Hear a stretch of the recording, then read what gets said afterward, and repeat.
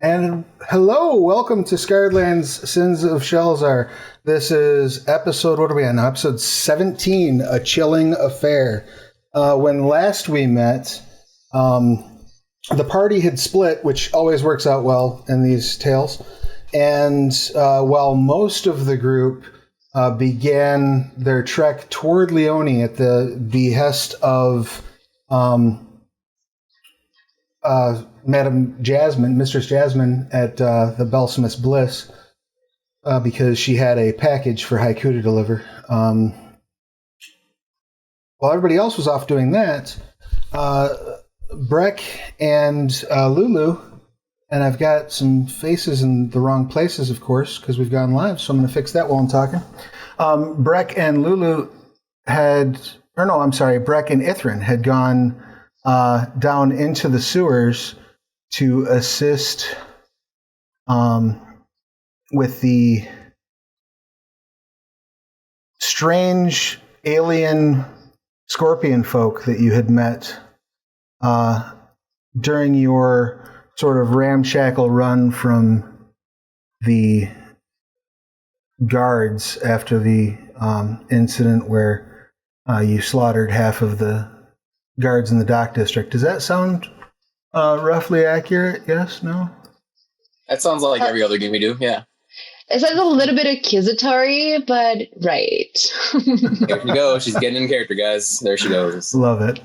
So when Ithrin and Brec descended down into the sort of subterranean tunnels, they had gotten a wizard who they were introduced to by Mistress Jasmine, and that wizard was to help kick off this teleportation circle for brother and sister, the two sandmaskers, as you didn't know at the time. When they kicked off the teleportation circle, Alistair, the wizard who was in your company, offered, why don't we go check this place out for a minute? And you both thought, that's a great idea to step through this teleportation circle with people we just met. And just as soon as you came out the other side, brother turned and stabbed Alistair directly through the face, neck, torso region with his stinger, pretty much ending his life instantly. And I think he can still make it. It's possible. I wouldn't necessarily bet on it. But that was where we left things off. So, why don't we just go ahead? I'm forgetting something. I'm forgetting our announcements. I knew I had something else I needed to do. So we have a couple announcements I want to make at the beginning of the stream before I forget to make them. One, Dead Man's Rust is going to be on Kickstarter next Monday. Woohoo! I'm super excited about that. If you head over to theonyxpath.com and check out the Monday meeting notes from this last week, there is a detailed sort of preview of what's in Dead Man's Rest. It's a D&D 5th edition campaign, levels 1 to 10. Super awesome. Worked with some amazing writers that are just working in the D&D space on it. I'm very excited to be sharing it with you. So definitely check that out, mark your calendars, and support that on Kickstarter next week. Also wanted to announce Frostlands of Fenrilik, the setting that that we're playing in tonight, is up on drive-thru and just hit Copper bestseller. So thank you all for supporting that. So and please, if you haven't picked it up, consider doing so. Maybe after you watch this, you'll be so compelled because you'll be like, that setting is cool, literally. And I think those were all the big announcements I need to make sure I got to. I'm sure I will do my best to remember more at the end and share that with the class. But now that I've said that, I think everybody probably ought to roll initiative. That's probably where we should go with this. So those of you who are rolling your analog, I would assume that's Brec. What you get? Brec got 14. Beautiful. Ithrin, what you got? It looks like I rolled no, I could not have rolled a 2 because that is my bonus. And Astral is playing with me. Oh, so you have to right-click on the red part. Yeah, there you go. An 8. Woohoo! Okay. Rock and roll. That is only slightly better than a 2, but I'll And take it. As we are diving right in, head first into this combat, we will introduce each of our players and the roles they are playing today as we come to the initiative. Exciting, right? Exciting. I don't like all these hidden roles, Travis. There's a lot of them, sorry. But, I probably won't have to do it much again. These are too many. Too many. More rolls, Travis. Absolutely. You're so mean. Double the rolls you were thinking about rolling. Oh my God. Now you just will have to wonder how many of those did I unnecessarily roll a second Just time. to throw us off. Hell yeah. Initiative rolls for our friends that are new to the group. Have you all rolled? Feel free to go ahead and click your initiatives as well. I don't like all these ice schools. It's too many ice schools. See what we got here. Prachya, what you got? I think that I got a 9. Am I supposed to add anything to it, or does it automatically do all that? It should automatically do it, but it looks like you clicked on your initiative. So if you right-click on the red where it says initiative roll and hit to send a chat, that will roll it for you. Okay, give me a second. Come back. That's what reminds me. As we're talking about how to roll initiative in Astral Tabletop, that's the other thing I forgot to mention. There's a brand new Dagger of Spirgos is up for sale on Astral Tabletop right now. They just added it up. You can get the adventure ready to rock and roll. Good to go.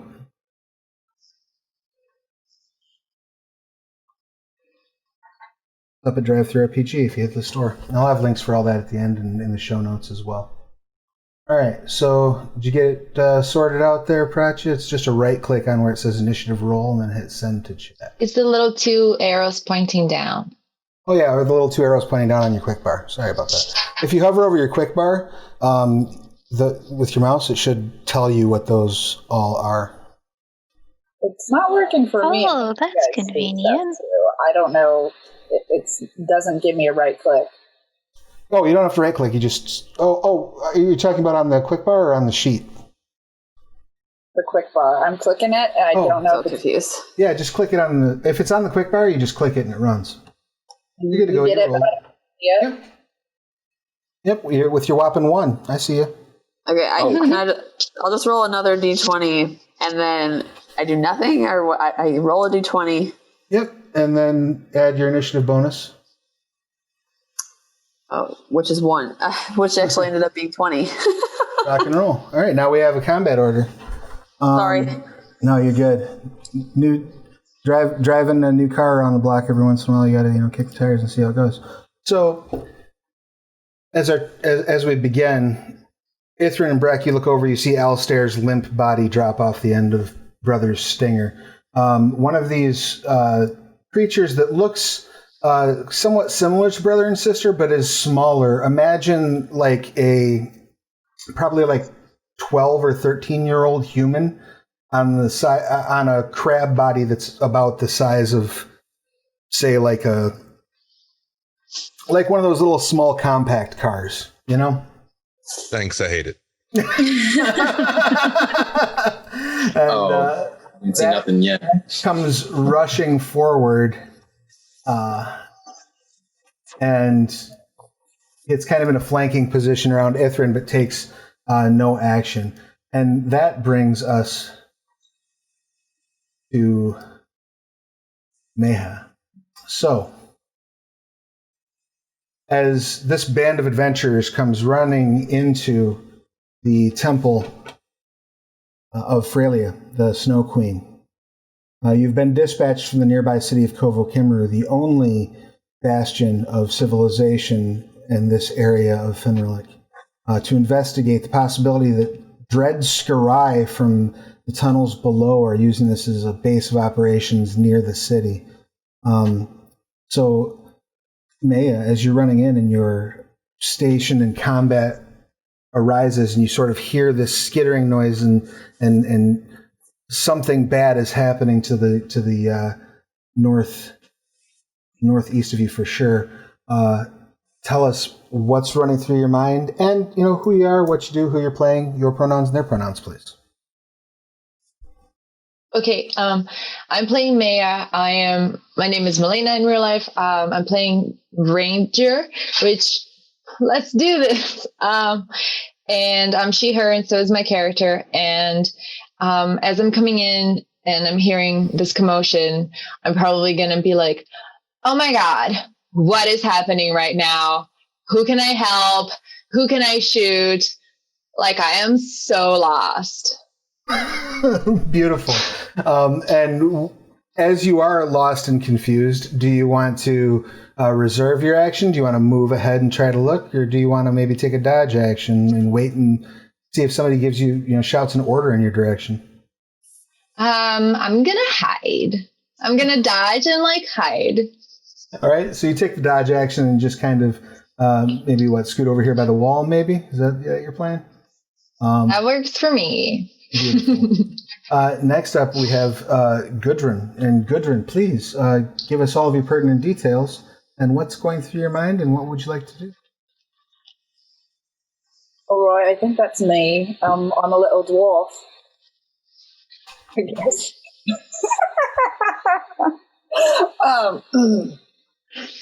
Little, but mighty.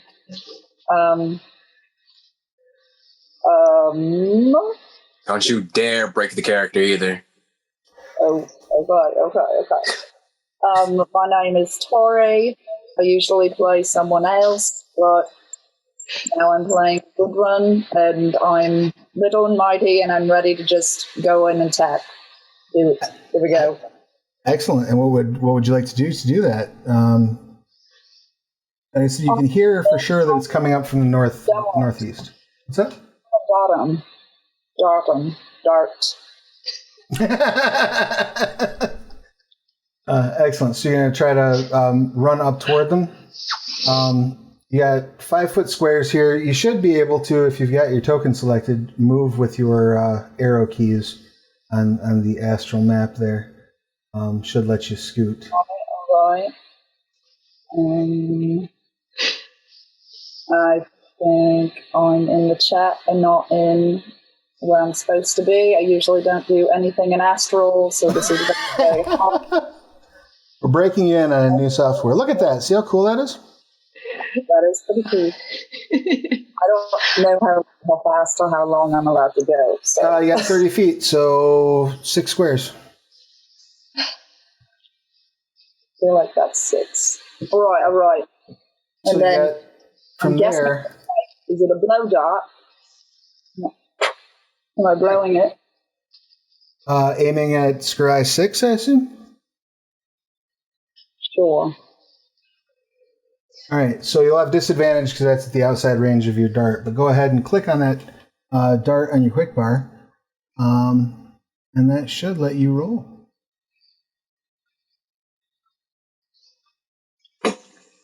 There you go. But you have disadvantage, so click the disadvantage button in the chat.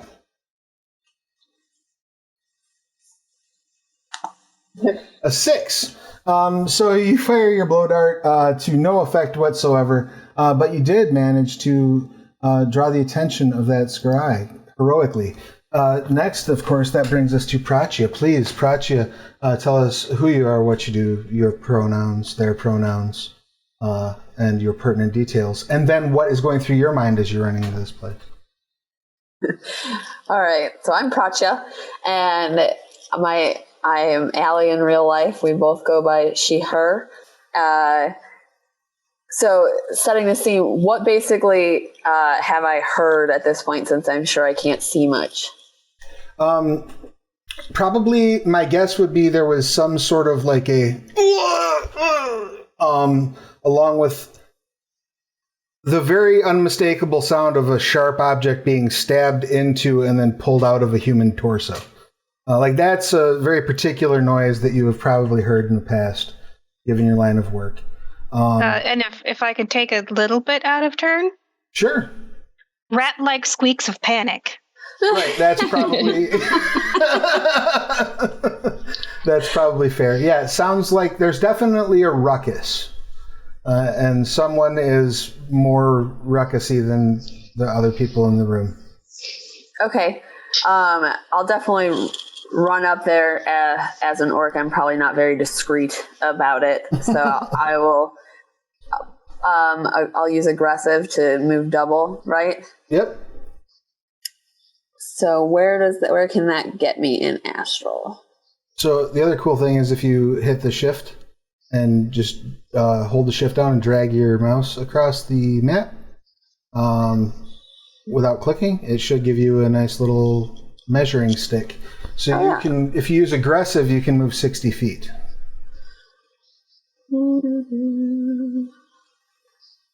Or you can just count squares using the arrow keys. It's 5 feet per square. I just want to make sure I'm not going to run through a wall. Well, you know. I mean, you could just leave like a orc-shaped imprint in the ice as you blast through the wall. Okay, so I'm trying to grab my character, and it will not let me grab it. Oops, I ended my turn on accident.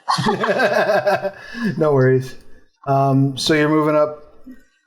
Try grabbing her now. Yeah, it's just grabbing the whole map. Huh.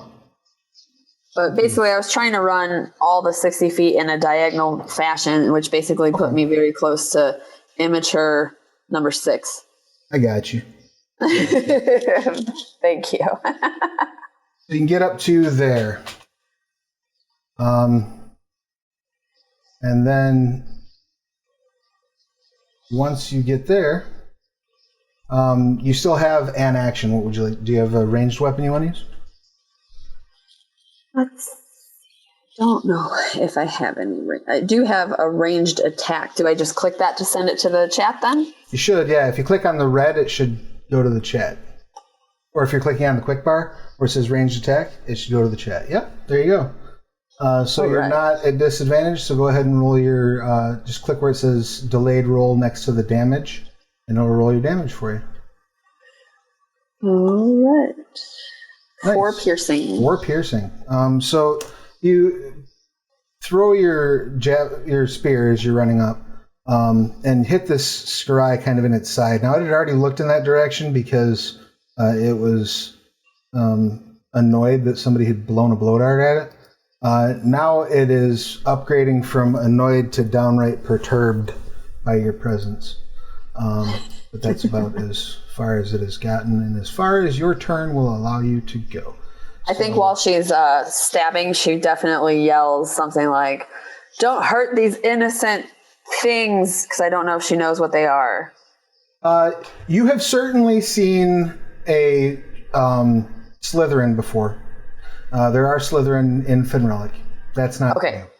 So then I'll say Slytherin. what might be strange, though you might actually assume they're either a Taslan or maybe an Eshik, is there's this man whose skin is like see-through, but not in a way you're accustomed to seeing. Like you can actually see details. They're wearing armor, but outside that armor, you can see details of the person, of the Slytherin standing behind them. Like, almost like they're a ghost. And as you're marveling at that, this Scry down here sees you and decides they're going to head your direction. They're just going to dash up and get in your face. They can't actually act, but they are right there up in your grill. And that will bring us to our good buddy here, Scry number 1, who is also. And I shoot the Scry that's coming towards. I'm assuming that I know. What's this? Pracha? Pracha. Mm-hmm. I'm assuming that I know her. You do. So as the Scry is coming up on her, since I held my action, can I shoot it? You don't really have line of sight from where you're standing right now. Fudge. That sucks. Indeed. And that brings us to Brec. Brec, you see these 2 creatures run northward to this orc woman who's run in to apparently aid you. Yeah, she's my favorite in this room so far. So way to make an entrance. Hey. What's Brec has a type 100%. Brec does have a Apparently type. it's Allie. Yes, what is going through Brec's mind? And please give us all of your pertinence. Okay. Hi, my name's Roz. She, her. Brec is he, him. And so Brec is like, damn, helping a wingman, and then your other wingman gets stabbed in the neck. What are we going to do? And he's loading the magical, gun show's about to go down. And now we have an ally run in. So he's really emotional roller coaster right now. Excellent. And so I'm going to deal with the immediate problem of the neck stabby scorpion people. And then we'll go from there. So I'm going to pop out a scorching ray. Excellent. And who would you like to target with that scorching ray? So it says I get 3 rays of fire. Oh, okay. One or several. Yeah, so you can either fire all 3 rays at one person, or you can pick 3 different targets. Each one you make an attack roll for, though. Well, sisters, they're both really right up on our ass. Okay. I'll do 1 at sister and 2 at brother. Excellent. Go ahead and fire. Okay. That is... There it is. Okay. That's 3. I got a 8, 21, 18.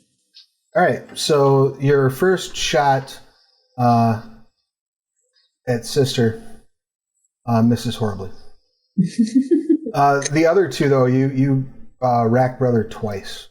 Okay, so that is 2 2d6s. So that's fire damage, correct? excuse me? That's fire damage, right? Yes, fire damage. So it's a 6 and a 3. So the first one's for 9, and the second one is 7. Okay, so 16. Excellent. You hit him, and he looks at you and scowls and says, "You dare." Crap. Okay. That brings us to our buddy over here, Scry 4, who's going to step in and take a poke at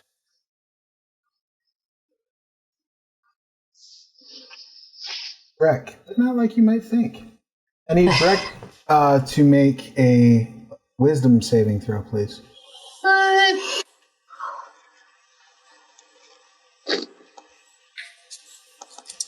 Wisdom is +3. All right. Oh, God. Okay, it's a 7. I thought it was a 1. It's a 7 plus 3. 10. So a 10? Yep. Excellent. So check your racial features real quick and let me know if there's anything special about about being stunned. As this creature sort of skitters forward, and it registers kind of for the first time to Brec and Ithrin this noise that they make, as their legs clack on the icy ground, and you hear this sort of emanate from it. And when that does, Brec, unless the Hollow Legionnaires give you some sort of resistance to it, you are stunned until the start of the Scry's next turn. I'm what? Stunned. Stunned. Okay. All right. So basically, you can't take actions or reactions. And as you gasp in horror seeing this happen to your friend, Ithrin, it registers to you for the first time as someone who was born, in a swamp, right? Tunnels. Ithrin's a tunnel dweller. Yeah, born in tunnels and lived most of your life in and around Shelzar. As you gasp and then breathe in deeply, air that's probably about 40 degrees below zero makes its way into your nose for the first time ever. You immediately feel all the mucous membranes in your sinus cavity freeze, like flash freeze. Your skin under your fur feels like it's going to crack a little bit, as despite all of this sensation, your nose begins running, almost immediately forming icicles at the end of your snout. one little piece of saliva drips from your mouth, and you hear it crack on the ground. I don't like this. It's cold. I don't want to be here. And that brings us to Helig, the man of the hour. Please give us your pertinent details and what's going through Helig's mind as he runs into this scenario. B. Dave Walters, I say words about things. Thank you so much. I am playing Helig, who looks like an almost unearthly, beautiful half-elven man carved completely out of ice. And as I look here and I see that, I can see this like voluminous horde here. That's not a wall, right? So that is a wall that's like that's cutting you off. So you can kind of, as you're like in mid-stride, you can sort of make out the Scarai that are in the north side of it. But you can't quite see what's going on basically south of like this corner right here. I'm sorry, the dynamic lighting should reflect that. So this white box is a solid wall. So correct me if I'm wrong, then my 30-foot speed cannot even get me to that wall opening. Not to the wide wall opening. Well, hold on. You can get to basically right to the where the wall line cuts on. So like if you leaned over, you could probably shoot at anybody that was north of that line. So if I get to there, I can cast a spell at this group? Oh, for sure, yeah. You could, and the ones that are on the north side where I'm pinging right now will absolutely be in your line of sight. No, I definitely want that large conglomeration that is right there at the bottom. If you have an area effect, you should be able to drop something that might reach them, but you won't be able to see the whole group. I do, and I will. So, well, I'll move. I'll attempt to move over here. I'm notoriously terrible for these things. So right here, kind of at the bottom, right in the middle of this group, I need a 15-foot diameter where I'm trying not to catch that orc. So I should be able to drop it where I kind of catch those four and not catch them. Also, my Iceman here is he, him. And I'm going to go ahead and drop Smilox Snowball Swarm. So I need a Dex 15 save from all of them. Excellent. And so you're just trying to miss, you're obviously trying to miss your orc buddy. Yep. And you're trying to, the rest you're not terribly concerned about where it lands? Well, it's everybody's kind of stacked up there. I mean, do I see any other like obviously friendlies in that big group right there? Certainly not from where you're standing. So if you center it about right there, we go 5.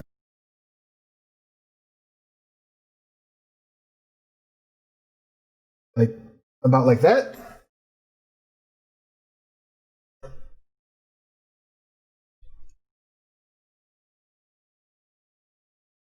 Although I need to be clear, that is an orc there, right? In the middle?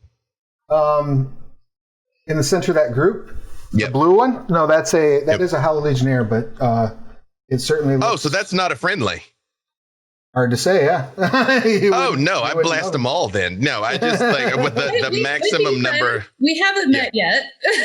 Right. Oh, well, what I mean, it's clearly not a scorpion person. That's what I'm trying not to kill. Yes, it is clearly not a scorpion person. Yeah, then I would drop it a little further south then to be able to not get them in the ring, but to still get the rest of them. Because it's only 15 feet. It's not a very wide explosion. So I guess somewhere closer to around Skira 2, Skira 4 down there to be able to still be able to catch that big one without catching this person. Okay, without catching the blue one? Yep. Okay, gotcha. Without catching the not actively hostile humanoid. All right. Well, you will. And they all got to give me these Dex 15. All right. Yeah. If you angle it funny, you're still gonna catch Ithrin in there though. The Slytherin that you see. I can take it. No idea what they are. Well, realistically, I need you to know that I'm very comfortable with that. So if it's the choice that I have to catch this person, but also catch the maximum number of those things, that is what I'm after. Excellent. I'll allow it. So what's the Dex 15? Dex 15. Go ahead and drop yours, Ithrin.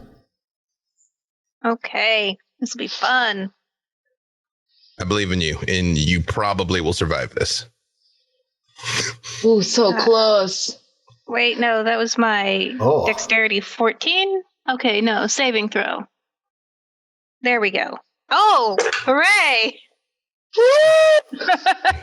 I am loving this journey for you. Brother makes it, sister does not.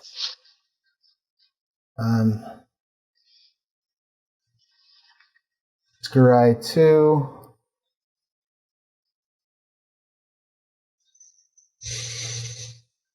Does. And their buddy does not. So on a failed save, what are they looking at? I'm going to go ahead and use my empowered spell. So as the ice and hail begins to fall, just you see his eyes start to glow and lines appear down his arms, where that's going to be 14 on everyone that failed and 7 on those that didn't. Excellent. And that is cold damage, correct? That is cold. Beautiful. As cold as it gets. So that's not quite true, but still cold.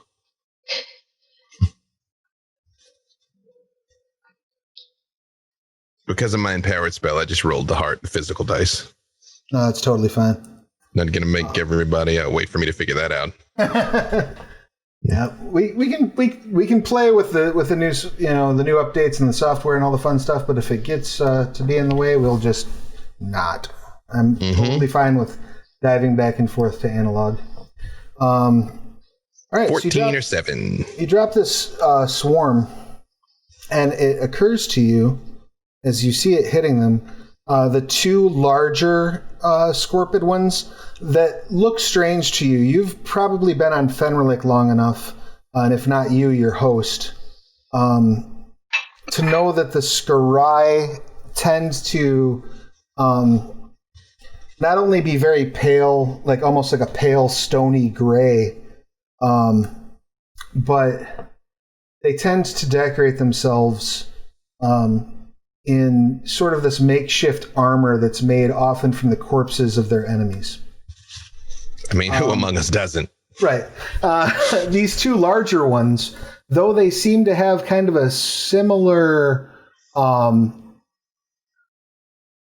appearance and vibe, have very, very tan skin, almost like a golden hue to their skin, are not decorated in the same way.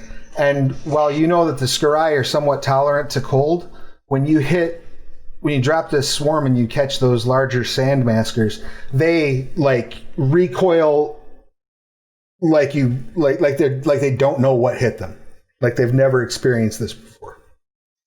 Good.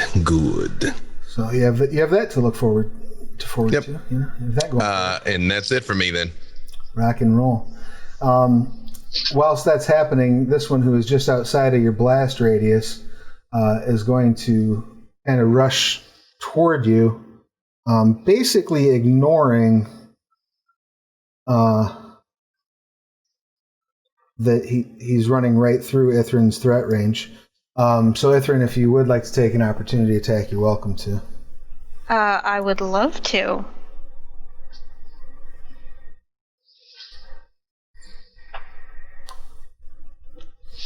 And I totally miss. Awesome. So you go to grab your quarterstaff and like cast Shillelagh on it, and your teeth are chattering so badly that you don't get the spell off properly, and your fingers go numb, and you drop your quarterstaff. Oh no! So as this Slytherin is chattering her teeth and trying to cast a spell, all of you here who are native to Fenrilik are mildly confused because it sounds like she's speaking the Fenriliki common, but with like a really bad lisp.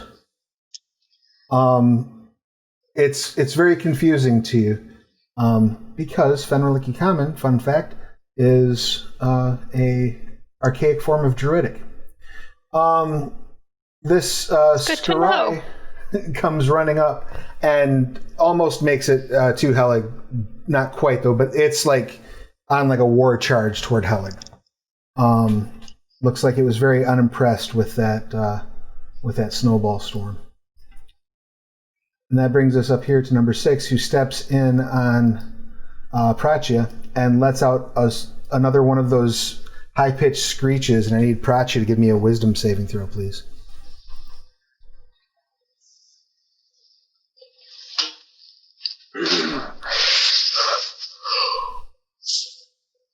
Oh, Prachya stepped away. So we'll resolve that when she gets back, because there might have been a baby waking up. You got stream babies? Some sort of Stream mascot. While we're waiting on that, Rin, go ahead and give us your pertinent details, please, and let us know what you would like to do and what's going through your mind as you run into this increasingly chaotic scenario. Would you like to go back to Allie because she's back? Oh, sure. Just need a wisdom save from you, Allie, as the Skurai has run up on you and let out a squeal. Oh. Good things happen while I'm not here. Okay, you said, is there a place on the sheet I can click for that? Do I just click wisdom? If you right-click wisdom save, where it's in red on your sheet, and hit send to chat, that should do it. Saving throw, send to chat. Awesome. Oh, yes. Sorry. No, you're good. I might have clicked it twice. You got a 1. Fortunately, not a natural one. So this screech reaches into your mind and just starts scrambling your thoughts, and you are stunned until the start of the Skurai's next turn. Now back to Rin. As you're hearing these squeals and you're seeing all of this chaos erupting, tell us who you are, what you do, pronouns, and who you're playing, and what's on your mind, and then what you'd like to do. I'm Mike Mutant. I'm playing Rin, Halfling Rogue, both he, him. I'm a comic artist from Chicago, and Rin doesn't have a very good feeling about this today. So, as he sees this immature Skurai rushing towards my friend Helig, I'm gonna move right here, and I'm gonna shoot it with my short bow. Excellent. Let's see that attack roll. Nice. That will absolutely hit. Go ahead. Sweet. 7 piercing. Doesn't seem the least bit resistant to that as it squeals and turns its attention to you. Here, Scorpy. Ithrin, please give us your pertinence and then tell us what you'd like to do. Hey, my name is Rachel. I'm a game writer and game editor in Los Angeles. Me and Ithrin are both she, her. Ithrin, her thought is, on arriving is, I really should have seen this coming. I really, really should have. Curse your sudden but inevitable betrayal. Right, sure. And so she's very pissed at these 2 scorpion critters who have kidnapped her to this place where, how can it get this cold? How is it physically possible to be this cold? She currently entertains the thought, am I on the elemental plane of ice? Right on. Because, this can't be this can't happen in the same world as Shelzar, this degree of cold. It's a pretty severe degree of cold. It's so severe, in fact, that you should make a Constitution saving throw. Oh, no. Oh, I overplayed my hand. Okay. Oh, mean. Oh, geez. Hey. You're good, That's though. nice. You've got fur. You just sort of take it. Just kind of ratty. Yeah. What would you like to do? And so, she's gonna look at the sister who's right in front of her and just glare at her and say, Eliestri hates you! And cast Eliestri's Moonbeam. Oh, beautiful. Love it. So she's got to make a Constitution save. The DC is 13. It's 2d10 radiant damage on a failed save, half as much to succeed. If she happens to be a shape changer, the saving throw is made with disadvantage. She is not a shape change. Thank you. I was hoping. Nope, this is just how they look. I'll roll my 2d10 manually. I appreciate you. Okay. Doesn't suck. That's a 12.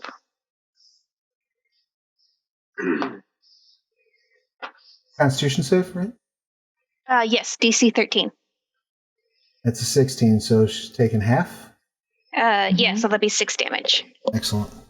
And this beam of radiant light bursts from the sky, cooking Sister's flesh a little bit. But not nearly as much as you would have hoped. Any other action, movement, anything like that you'd like to try? Bonus actions? She will spend a bonus action to cast Shillelagh on her quarterstaff, because that was kind of a disappointing showing from Eliestri. Come on now. You'll have to pick it up, but that's okay. Oh, okay. Yeah. You can do that as a reaction. It's your one use object to get. You pick it up and Shillelagh it. Yep. You're good to go. This spell is concentration, so I can just keep hurting her with this. As long as you don't take any damage. And speaking of which, it's Sister's turn. No. She is going to hit you with her stinger. Can she not? It depends. Does a 20 hit? Ah, shit. Yes. Okay. I need you to make Constitution saving throw, please. All right. Fortunately, okay, that was good. You are not poisoned, but you do take 16 piercing. No. Whoa. And 11 poison damage as this thing stabs you. That's with a successful save. 16 plus 11 is 27? Yep. I have 1 hit point left. Holy shit. So this thing, comes down into Ithrin's shoulder, and you feel a pop. And those of you, everyone who basically has line of sight on Ithrin can hear this pop as the end of the stinger forcibly dislocates your shoulder. And you see green ichor start pouring out around the wound as the Sandmasker begins pumping poison into your recently opened torso. Damn. Ithrid looks at the wound, is like, maybe Eliestri hates me. Oh. That's a shame. All right. More squeals of panic. Alistair, who does nothing on account of being dead. And that brings us to Brother. Brother is going to grab Brec. So it'll be a claw attack, but it's at advantage because you can't move, which they didn't need because they got a natural 20. So they grab a hold of Brec and take off running this way. Now, I'm sorry, not sister, brother. I don't like this. Yep. That's their action. Let's see what's wrong with the tracker now. All right. That brings us back to the top of the order. Scry 2 is going to take their action to dash yonder toward Helig. Very, very unhappy with this turn of events, this intrusion. And that brings back at the top. Does that provoke from anybody? That does not provoke from anybody because Ithrin was too far away. Here's the funny thing. I detest attacks of opportunity. I think it's the dumbest rule ever, except when it is to my advantage. And I'm like, might I inquire? Yeah. I am in complete agreement with you. They're fun. I like them.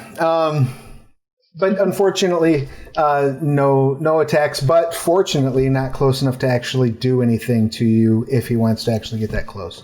So, Meha, it is your turn. What would you like to do?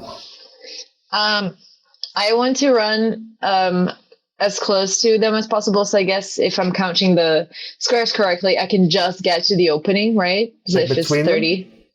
5, 10, 15, 20, 25, 30. No, the this lower part, I'm sorry, right here is just flat.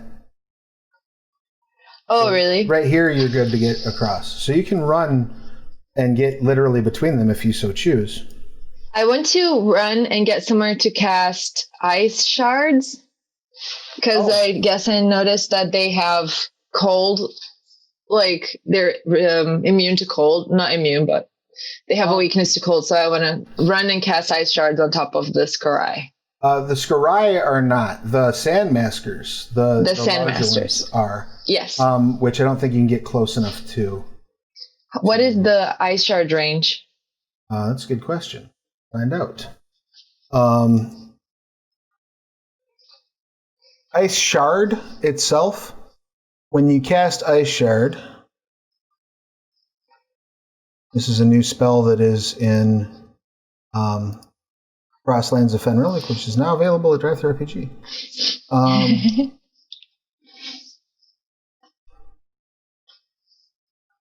Did that show up in your chat? Yeah. Appears and dances around you, +1 bonus to your AC. Right, so that's the one where you basically summon a spike of ice that floats around you and parries on like incoming blows. But you can then also, as a bonus action, throw that as a dart. Yeah, as a ranged spell attack. Cool. I guess so. It's not what I thought it was. So I'll cast Ice Shard and have it around me. Okay. And can I use it immediately to? Yes, you can. Okay, so I will do that to one of the Sandmasters. All right, the nearest one is Sister. So go ahead and make your. Just go ahead and click that on the chat, and it should send through for the actual casting. Which one is the Ice Shard logo? Oh, you don't see them when you hover. Is it the little paw? Yeah. Yep. So that's an 11, which does not hit.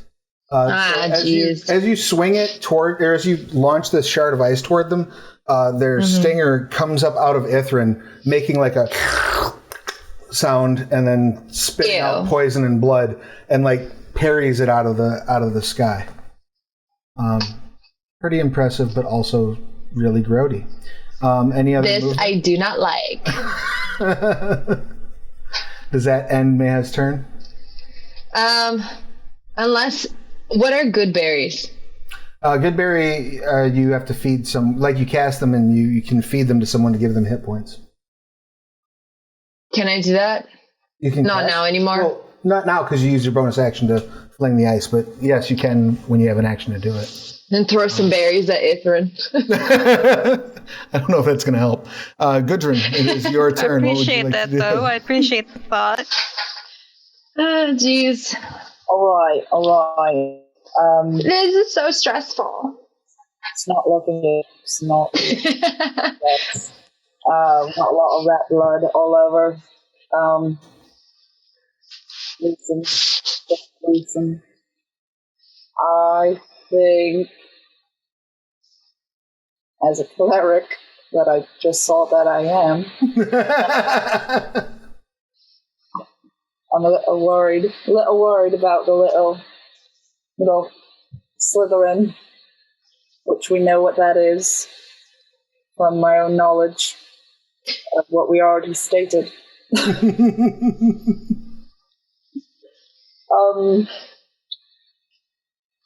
I think that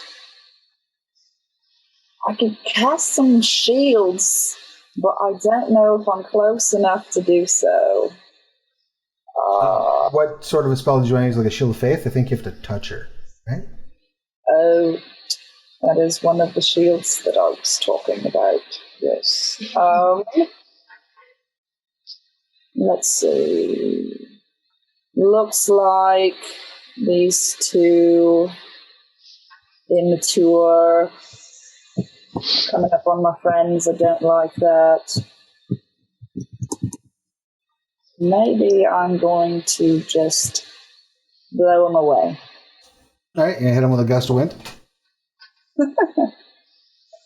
Yes. Go ahead and click on the spell, and it should go through to the chat. All right.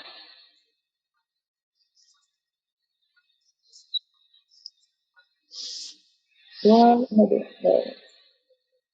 There we go. Excellent. So they have to make a DC 13. So you can step like here, so you're in a straight line, and blast them back. So they get a DC 13 strength save.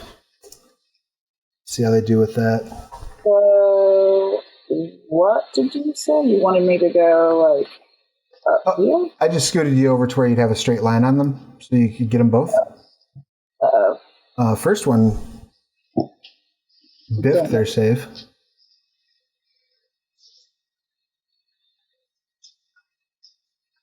As did the second. So, yeah, if you were like there, they would each go back 15 feet from you in a straight line. Okay. So they're farther away from my friends. Yep. And they also have to spend 2 feet of movement for every 1 foot they move if they're trying to get closer to you. You just back them up. And now that, too, is a concentration spell, so you can keep that gust of wind going on them if you want. But that does end your turn and bring us to Pratya, who is stunned. So, sorry, Pratya. But it's Scry 3's Scry number 3's turn, and they are going to take this opportunity to measure how far they are from Gudrun. Oh yeah, they can make it. They run 15 toward you, and I need Gudrun to make a wisdom saving throw, please, as they let out a...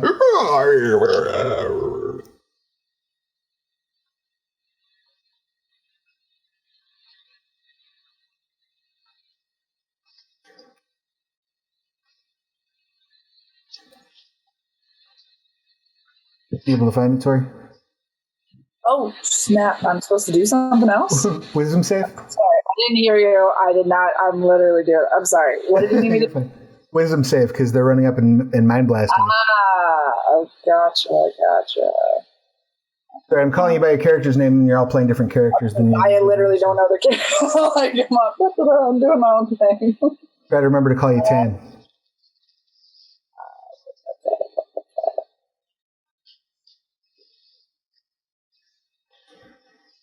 I don't know where it is. Saving that. Do I get advantage because I think I do? It's not related to fear, but you don't need it because you certainly made it. So you're able to rebuff their psionic attack. Woo! Congratulations to you. That brings us to Immature Scry 1. That ends Pratya being stunned. And this Scry is going to take a poke at you with its stinger. Do I get my turn anyway? No, you just get, but you do get to duck. Which, does a 19 hit you?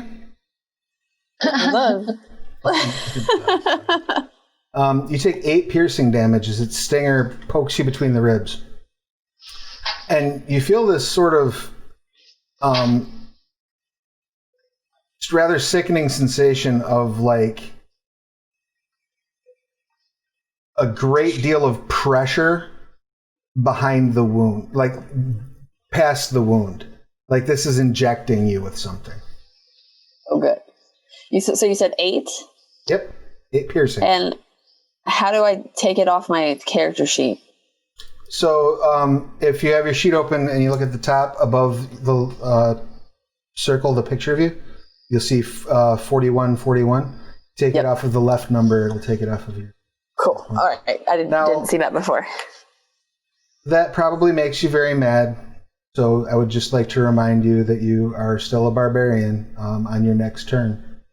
Oh yeah, I'm ready. I wanted to do it this turn, but somehow I was not able to do it, Travis. It's not my fault. The dice landed where they may. Brec, you are still stunned. So there's nothing really that you can do unless you have a magical way of getting out of being stunned. You do come out of it as we start Immature Scry 4's turn. And you are now fully in Brother's grasp. He's got a hold of you by both shoulders. Can I do reaction now that I'm unstunned and he's grasping me? What reaction? Hand cramp. Yeah. I'm gonna slap him like, no touchy. And cast hand cramp. Excellent. So what does he need? What's his saving throw, DC? It is a strength saving throw. He's got to hit what? What's your save DC for your spells? That is 13. 14. Good try, but no. Damn it! Oh, I was so close. I've been waiting for that cantrip too. Close, but no cigar. Scry 4 is going to take a poke at Ithrin. Oh no. No. And that's 14 piercing. Ithrin takes in the back as she gets hit in the back with this stinger. She didn't even get to finish her book. I know. Oh, Ithrin down. Our healer, no. You all see this poor Slytherin drop like a bad habit. She is unconscious. Helig, it is your turn.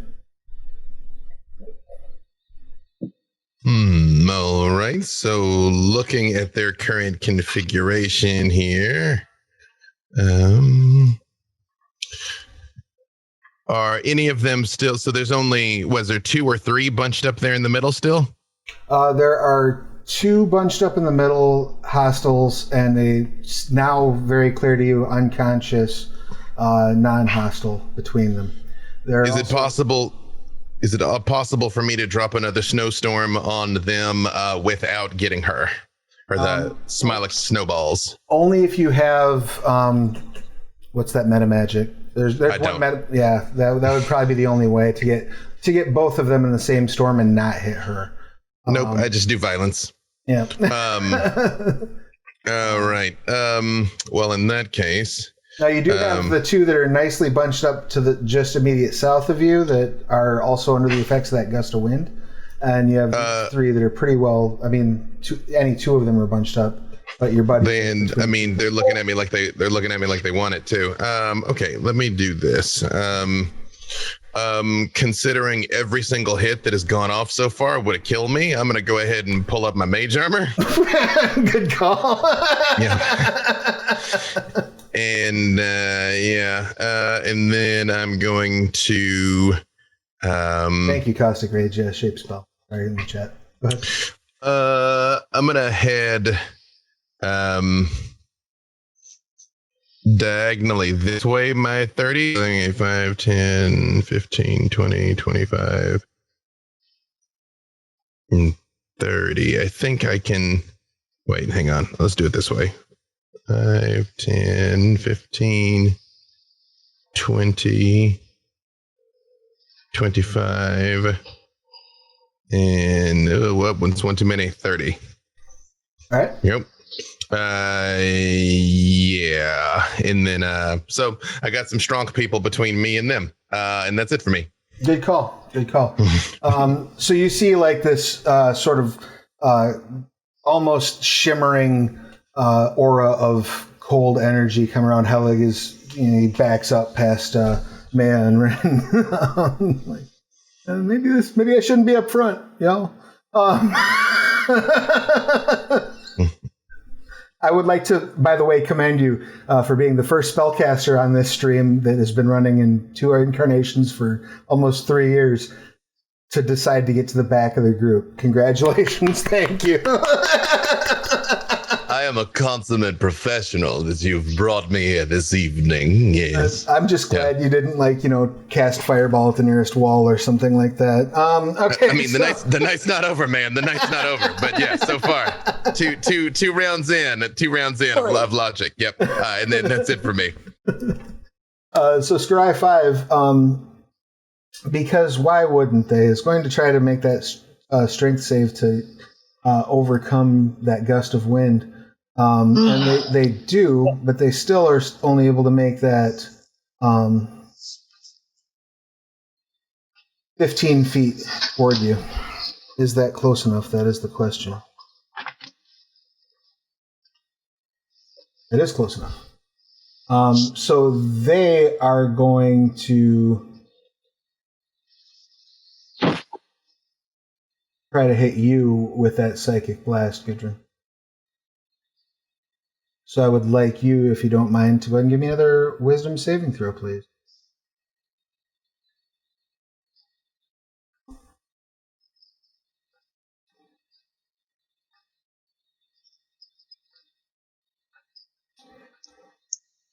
Who's doing it? Oh, for Tori, sorry. Okay. I didn't hear again. I am listening, I promise. I don't know why I don't hear my character. Because you're listening for Tan, because you're trained. I thought you were talking to somebody else again. Another wisdom. It's a stalling for time tactic. I know what you're doing, Tori. Dude, if I look like I'm over here ready to drink wine, just say my name. Oh yeah, you're good to go. The psychics cannot touch your intense mental discipline that you bring to the character, Tori. Very wise. And that brings us to Scry 6, who is going to take a poke at Pratya. 25 hit you? 25 hit you. 7 piercing. All right. And they stab you. So now you're feeling this sensation in both ribs.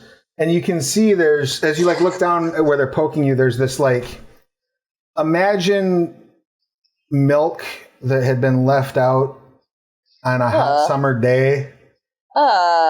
Ew. That's what's Travis pouring is out of gross us all out again. out of your wounds. It's pretty nasty. Whatever it is, you're positive is not good for you. It does not have vitamin C in it. Ren, what would you like to do? I am going to shoot Immature Scry number 3 with the crossbow again, or the short bow. Good solid hit. 6 piercing. All right, and then I'm gonna move behind Gudrun and attempt to hide. So I can do that, right? So in next make stealth check. it'll be sneak attack. I mean, Stealth check.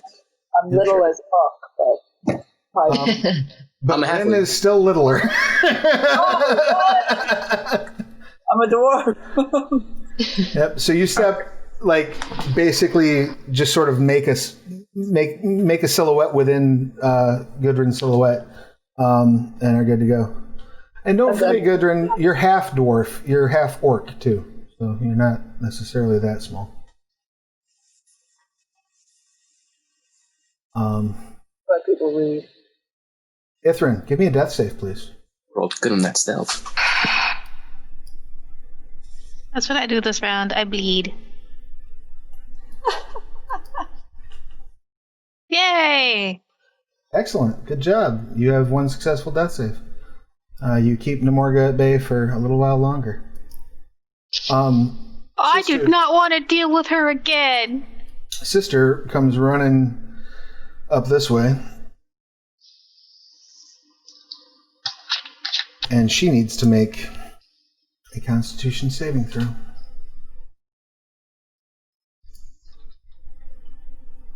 Which she does make, so she does not suffer any exhaustion from being cold. That is pretty much, however, well, no, she used her dash, so.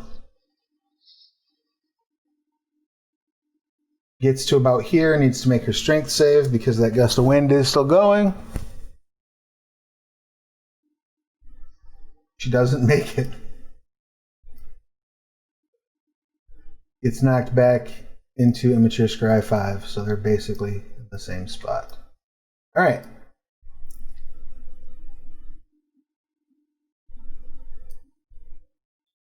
That brings us to Brother. He's going to continue running as he's got Brec, and he says in his tongue that you don't understand, because I still have my spell on. You still have comprehend languages. Is that concentration? Excellent question. Because if it is, you lost it when you were stunned. Crap. That's fair. Let me see. Comprehend languages. It's a ritual. What does it say for duration? 1 hour. Okay, cool. So no, your comprehend languages is still up. He says, if you want to live, stop struggling. I'm gonna obnoxiously do like dead weight. All 60 pounds of you goes dead yes. weight. And that brings us to the top of the next round. Scry 2 is going to move forward their 15. So they're kind of all bunched up in one spot. Real smart. Real good tactics there, DM. Meha, what would you like to do?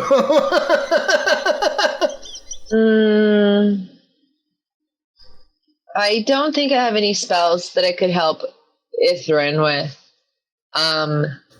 Yeah, if you could get to her and put a good berry down her throat, that wouldn't be bad. But, beyond that, no.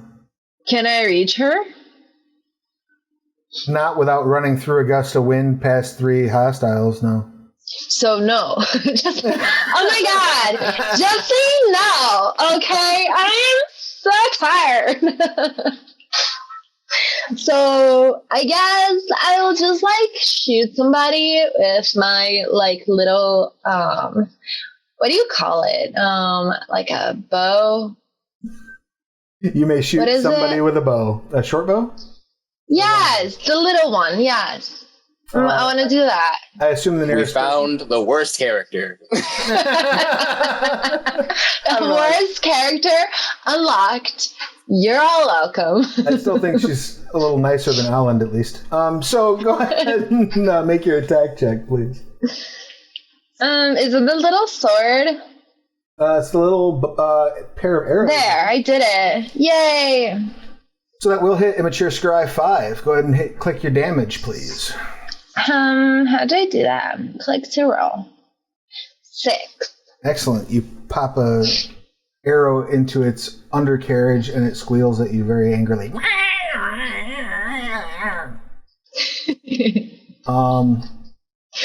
And that will bring us to... Are you going to move at all? Or are you going to just hold there? I'll just stand right here. I'm not in any danger. It's fine. It's fine. Wonderful. Gudrun, it is your turn. What would you like to do? That's Tori.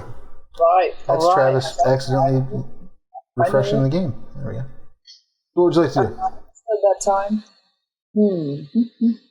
So I'm gusting the wind, and they're running up on my bros, my mates. Still, I'm gusting. I think my orc friend up there needs a little TLC. Maybe I could I go up there and still be gusting? You can maintain the gust of wind, so it's going to emanate from you in a straight line. You won't Shuffle. be able to get all 3 of them. Well, I mean, I guess you could keep it pointed at them, yes. If you just sort of strafe and go your full move, you could actually get, right up there, which would also cause this one to go into the blast radius of your gust. Perfect. That's exactly what I want. And that still provides you with an action. All you've done is your regular move. They do not get pushed back, as they got a natural 20 on their strength check. Oh, all right, that's fine. Now I'm going to do other things. It's really going to be very cool. I think I can't. So you said the Shield of Faith. I have to touch people. I believe that's accurate.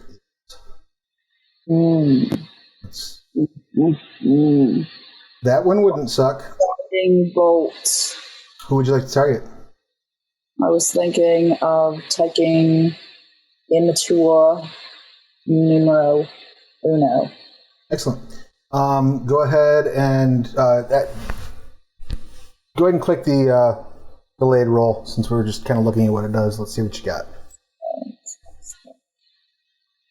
Or it says advantage, disadvantage. Click that. All right, 16. Beautiful. That will hit for 12 radiant.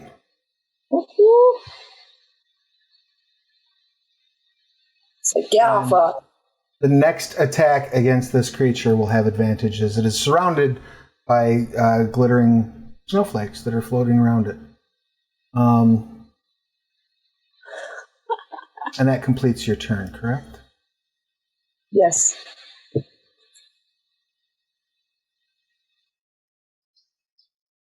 The sparkly array. Gotcha. It is your turn and you are no longer stunned. What would you like to do? Oh my gosh. Holy cow. I feel like I've waited forever for this. Okay. I'm going to go super.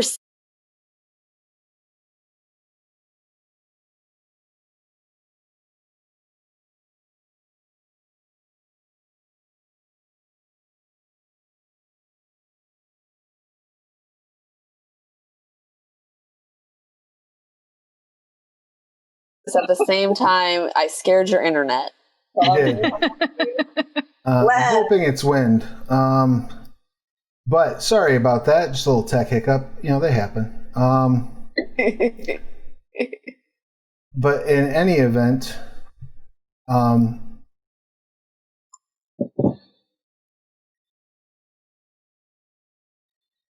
so as I was saying, ferocious only works if you have someone or if you don't have an ally within 30 feet. Sorry about the tech hiccup, folks. We should be back and everything should be fine. Probably too close to you. So ferocious won't apply, but you can do your regular attacks. You can also attack recklessly if you like. You have advantage on number 1.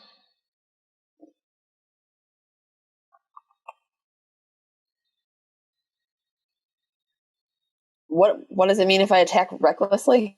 You gain advantage, but attacks against you gain advantage until the start of your next turn. If you attack Scry 1, you have advantage anyway because of the guiding bolt. So, How beat up does that one look? Does it look like I'm going to cut its head off? I mean, if you swing real hard, none of them look particularly like they're knocking on heaven's door at the moment. Okay, I'll hit that one. I don't know if my glaive or my hand axe does more damage. Your glaive definitely does more damage. Okay, cool. So I just click that and send it to the chat, which I hope it goes because I'm. Yep. Go ahead and click the advantage. Glaive. Click. 14 is what you need to hit, so go ahead and hit your damage. It also gets +2. Yep, because you're raging. Yes, and then I hit click damage. So that'll be 13 damage to it. Yes. As you bring that glaive down and, like, it's almost like cracking a lobster where you hit this thing's tail. Like, a piece of it sort of just pops upward. You hear this crunchy bit. It's unpleasant. Is it dead? 13 slashing. As you can see, no, but it is hurt bad. Like, they didn't like that. That was not good. I'm going to roar. It is unimpressed. You do so. That brings us to Scry 3, who is going to, since they did not get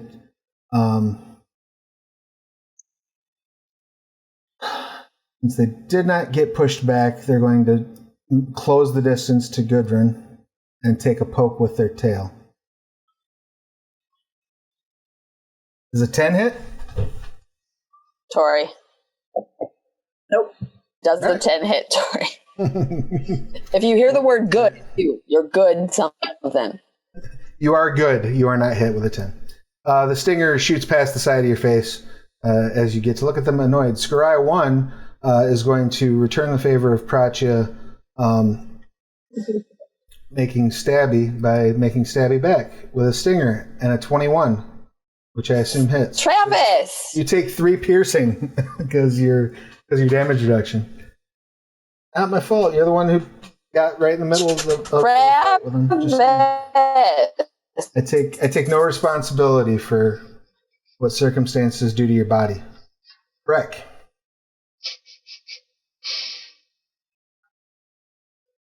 Why do you roll 2,500 on when you hit me and everybody else are like, 2? Roz, you're muted. Me? Sorry. There's Brec. We found him. All good. What would you like to do? Can I do an insight check on him for talking to me about like, be still, let's go? Like, is he gonna eat me like a sandwich and like decapitate, or is like, can I check that? I mean, you can make an insight roll to try to determine if his intentions are hostile or if he's being duplicitous. But you can't like put a finger on how. Okay. So if that's what you'd like to do with your turn, yeah. I only got a 5. Okay. Right. Yeah, no idea. He probably wants to eat you. So I'm going to say back in his language, I'm going to be like, what am I going to say? In his language. Make them stop and I'll go with you. I need to take care of my friend. Make a persuasion check with disadvantage. Crap. I'm going to use my inspiration. All right, make a persuasion check normally. Okay. Damn it. 7. Okay. That wasn't good. He doesn't seem particularly impressed by your plea. So that wasn't my action, was it? Yeah, it was totally an action. Talking's an action? God damn it. Okay. When you're trying to talk someone into something, yes. I'm being carried off like a toddler. I figure I could do talking. I didn't understand that was sacrificing the thing. Okay, my bad. I wasn't prepared. This is apparently a horror story. I'll be that guy and say comprehend languages doesn't let you speak the language, just understand it literally. Oh, I'm doing that. So that means she couldn't actually attempt to negotiate with him. Therefore, ergo, vis-a-vis, and concordantly, she should still get to have an action. I'll allow it. Sure. My brain. That was the first time it's within Travis. That was most glorious. Good job, Dave. Yeah, I'm like, please don't die. Please don't die. That's all I'm saying. Like, please don't die. I mean, I'll do my best. I'm going to cast Force Blast on myself. Okay. Beautiful. And try to knock him away so I can run back to Ithrin. Excellent. And so with Force Blast, he needs to make a saving throw, correct? Yes. Strength 13. All right.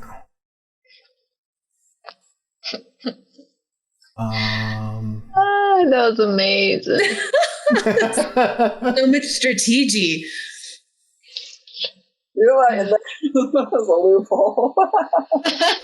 It was good. That doesn't happen very often. I was like, sorry, Travis. All respect to the dungeon master. No, you're she's about to get eaten. You're absolutely right. You're absolutely right. She's a real character, so don't eat her.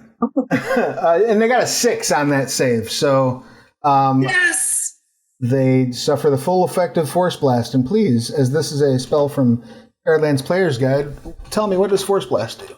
Absolutely, I will. So, a 10-foot radius sphere of silent and invisible force bursts forth from you. Each creature in the area must make a strength saving throw. If they fail, they take 2d6 force damage and is pushed away from you to an unoccupied space as close to the edge of the sphere as possible. On a successful save, they take half as much damage and is pushed 5 feet away from you. Right. It also extends around corners and into the ethereal plane. Yeah, it's no joke because it's force damage. So they drop you and they go back 10 feet. And they suffer how much damage? 8 damage. Excellent. And I'm going to book it back to Ithrin. All right, so you hit the ground and you run your 30 because that's all you got. Yep. All right, good show. Jesus Christ. That will bring us to Immature Scry 4 and then Helig. So Immature Scry 4 is going to see you turn and start running in your direction. And they are going to try to give you a poke with their stinger. Hand cramp. It wouldn't affect them trying to sting you. Damn it. But you wearing armor that is now ice slick does. Their stinger basically slides off of your armor. At which point it registers to you as well how cold it is here. Doesn't bother you nearly as much as it's bothering Ithrin, obviously. But like your armor is starting to have like icicles show up on it. It's inhumanly cold. Ellie, what would you like to do? That is an excellent question, Dungeon Master. I'm reading something real quick here. By all means.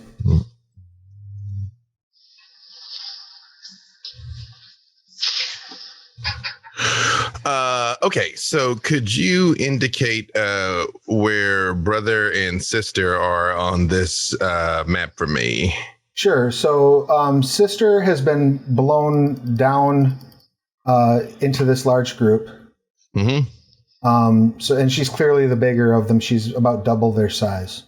So as I said, imagine the immature scry as being like a 12-year-old's body with like on like one of those little foot, compact 2-seater cars. Hers would be like of adult upper body on like a VW Bug in terms of size. And then brother is way over here in this far northeast corner. Might be outside of your vision a little bit. And we established I was able to fire a spell over that wall, or do I need to get like right up next to it to fire a spell over the wall? You get a spell past that. This smaller depression here, the white that's flat, you can see over. It's just a flat raise. Perfect. Here is what I would like to do then. See, 1, 2, 3. All right. So it is very uncharacteristically going to move in front of this person here, just so I don't accidentally blast him. Excellent. And I'm going to go ahead and let loose my lightning bolt and try and fry all 3 of them. Wonderful. I'm tired of this lady. Yeah. I'm like, hello, horrific scorpion beast. Hi, hey. I appreciate we've been fighting for like 24 seconds, and I'm like, that's enough of that. Dex 15 from all 3 of them. So you run up and do your best Lord Palpatine impression. Unlimited power. Yes. First one got a 10, so I bet that's not going to work. That's not enough. Sister, how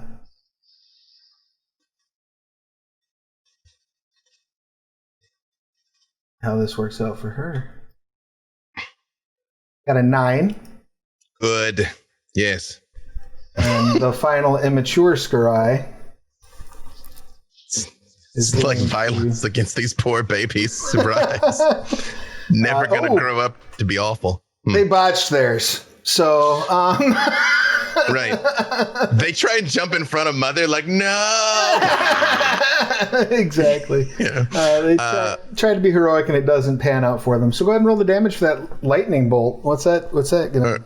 That is going to be 8d6, and I'm absolutely going to empower it to re-roll any of these that are bad. So hold on a second here. Are you level 85? No, man, that's just like I can do exactly 2 level 3 spells, and that is one of them.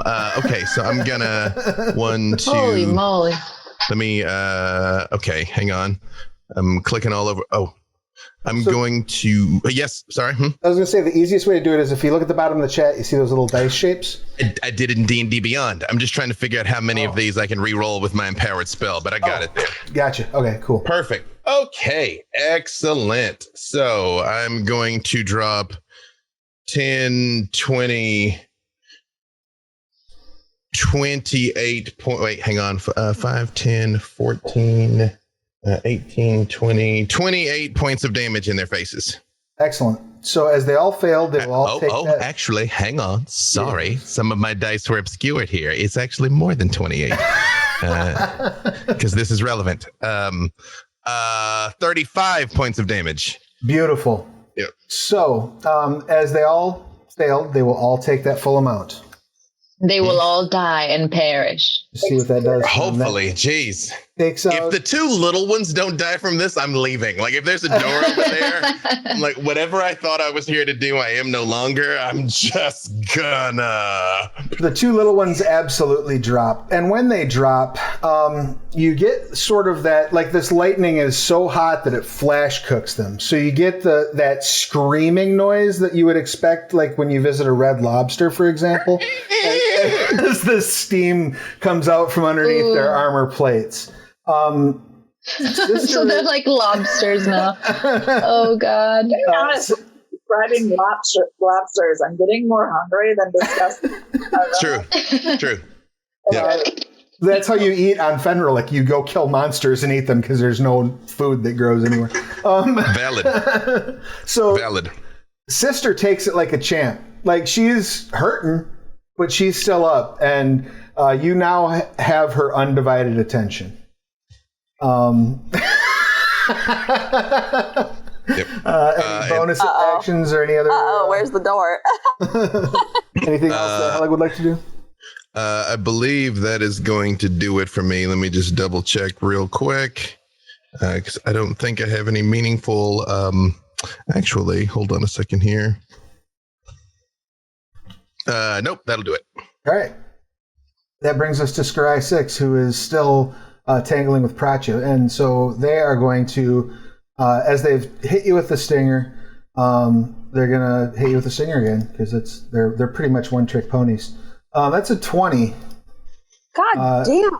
And 4 piercing, including your resistance.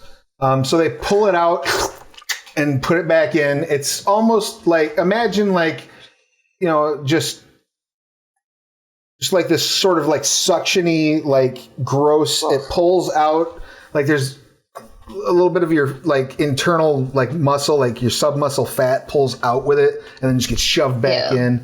There's another like pump of this disgusting ichor as it does so. I'm going to rip it off next turn. Excellent. It's pretty nasty. Ren, seeing this, what would you like to do? After that marvelous display and seeing as how close Sister is to Helig, I'm going to now try and do a sneak attack with my short bow on Sister.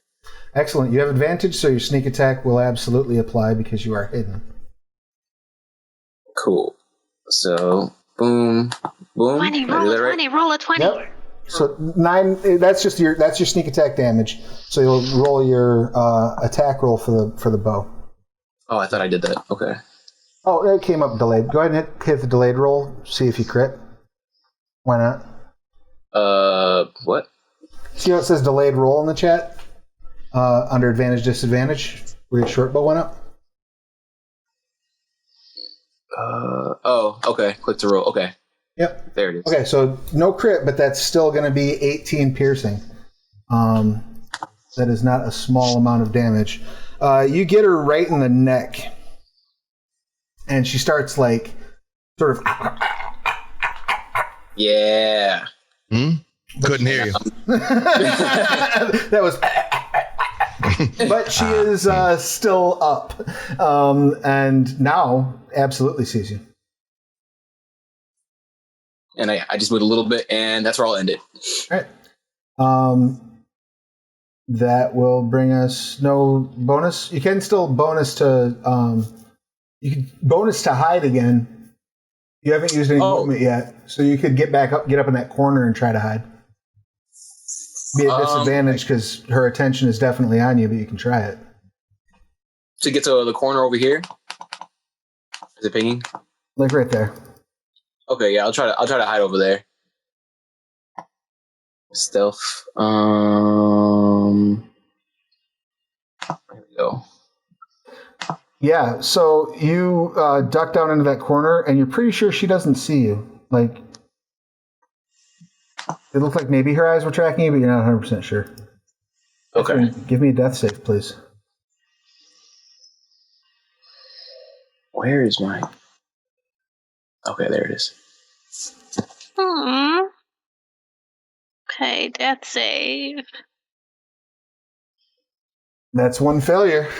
No! You start shivering and shaking, spasming a little bit. Those of you who can see Ithrin, she doesn't look like she's doing very well. That brings us to Sister. She is going to I can help. not take a step, not do anything really, except that you see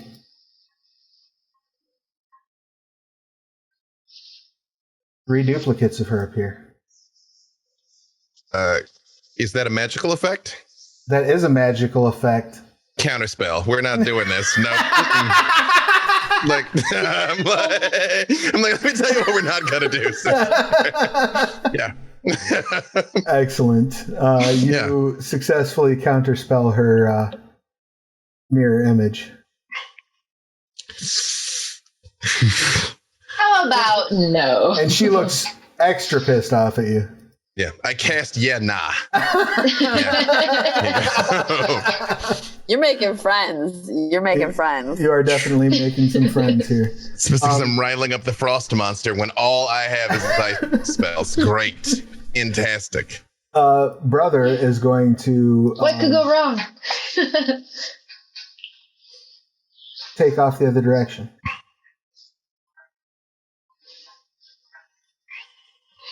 That brings us to round 4 of our dance. Immature Scry 2 is not going to do anything in this town on this turn on account of death. Neha, it is your turn. What would you like to do? I'm just gonna pop out behind the wall and cue her in the neck where the other one was. All right, so you try to do like a William Tell, like see if you can split it from the other side. Yeah. Go ahead and make that short bow attack. Why not? Yeah. Oh, jeez. Oh my god.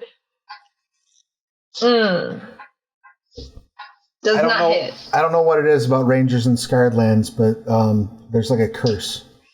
Can I use inspiration? You can use inspiration if you'd like to. Yeah, you have to click off that little green dot on your sheet because it's gone now, and you may try again. Hit that delayed green roll. dot on my sheet?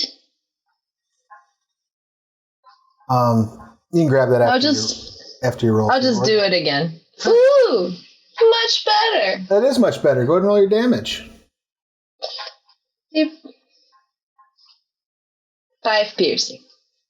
Excellent. You do hit her in the neck. It doesn't have quite the epic effect you would like, and you certainly don't split the other arrow, but you gave it the old college try.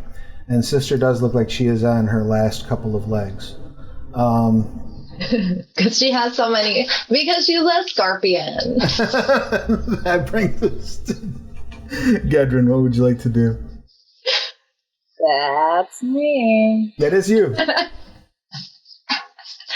Oh, all right. I feel like there's an enemy right in my face. Right in your face, absolutely. Like in my face. So I would like to warhammer the fuck out of that.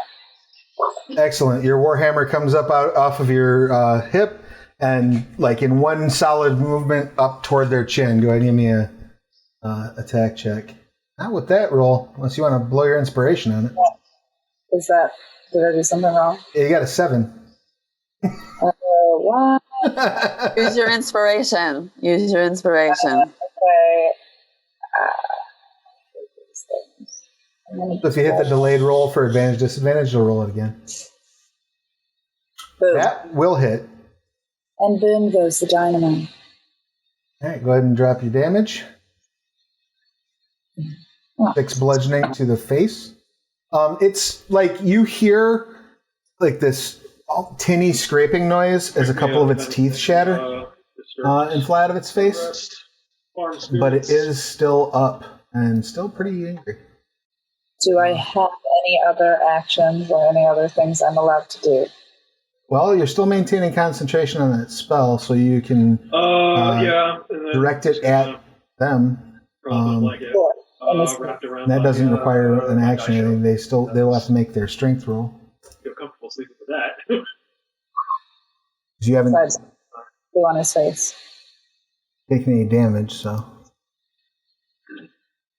they crit their save. So you bring up the warhammer, knock a couple teeth out, and hit that gust of wind at them, and they pretty much stand their ground, looking and spit out some more blood and look you in the eyes. Just got served by a 12-year-old. All right, Prachya. All right, Prachya's taking one of those fingers off because I'm pretty sure there's two in me, if not more. Very good. All right, we're going to, and she's still too close to me for ferocious, correct? For what? Oh yes, for ferocious, yes. But you can recklessly attack if you want to get advantage on this one. I mean, it's not like they haven't been hitting you anyway. Yeah, with 25s. I still have inspiration, so I'm going to go for it without it right now because I still have some inspiration. I assume you're hitting Scry 1 first. Ooh, go ahead and roll that damage. Was that It was a good damn. Critical? Did I get a D20? No, but it's close. Wait, you said damage? Yep, damage. No crit, unfortunately. So I'm going to take that stinger off. I'm going to stab it right back in the other one. So you swipe up with the glaive and cut about a third of its tail off, but the remainder is still there, flailing around, now spraying blood. And good. Though this is natural and normal to those of you who are locals to Fenrilik, Brec, you are disturbed as you hear that blood crackle when it hits the ground, and you can see like steam rising up from the wounds where these things are getting cut open. Gonna lick the blood popsicle. This place is weird. That brings us to Scry 3, who is up in Gudrun's face and is going to try to make a stinger attack. Does a 15 hit you? I'm looking.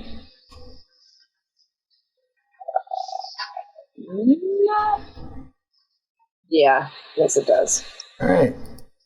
You take 9 piercing as it stabs you like in the basically left shoulder with the stinger. Okay. And you also feel this sort of pulse as it's pumping what you're assuming is some sort of poison into you. Well, excellent. It's pretty grody. Quizzically. And that brings us to Bald ass head. Scry 1, who is still up. I'm going to step in on go take care of his Prachya. Bring around his horse. So he'll walk alongside. And roll a 35. Let's see if they get a recharge on their Mind Blast. Prachya is salty. Only at 20. Minimum damage, though. You take 2 piercing. This one, like with the 2/3 of its tail that's left, like stretches, kind of pokes at your existing wound, but doesn't quite really land anything. Brec. I hear a little background noise. I think someone has something going on in the back. I'm like, is the news on in someone's house? What is that? Yeah, right. I just imagine you with this scorpion. You're like, it's getting in my raccoon wound.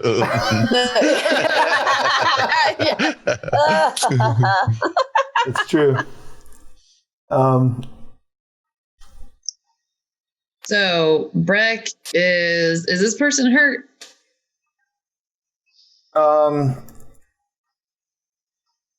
Is Immature Scry 4 hurt? Yes. Barely.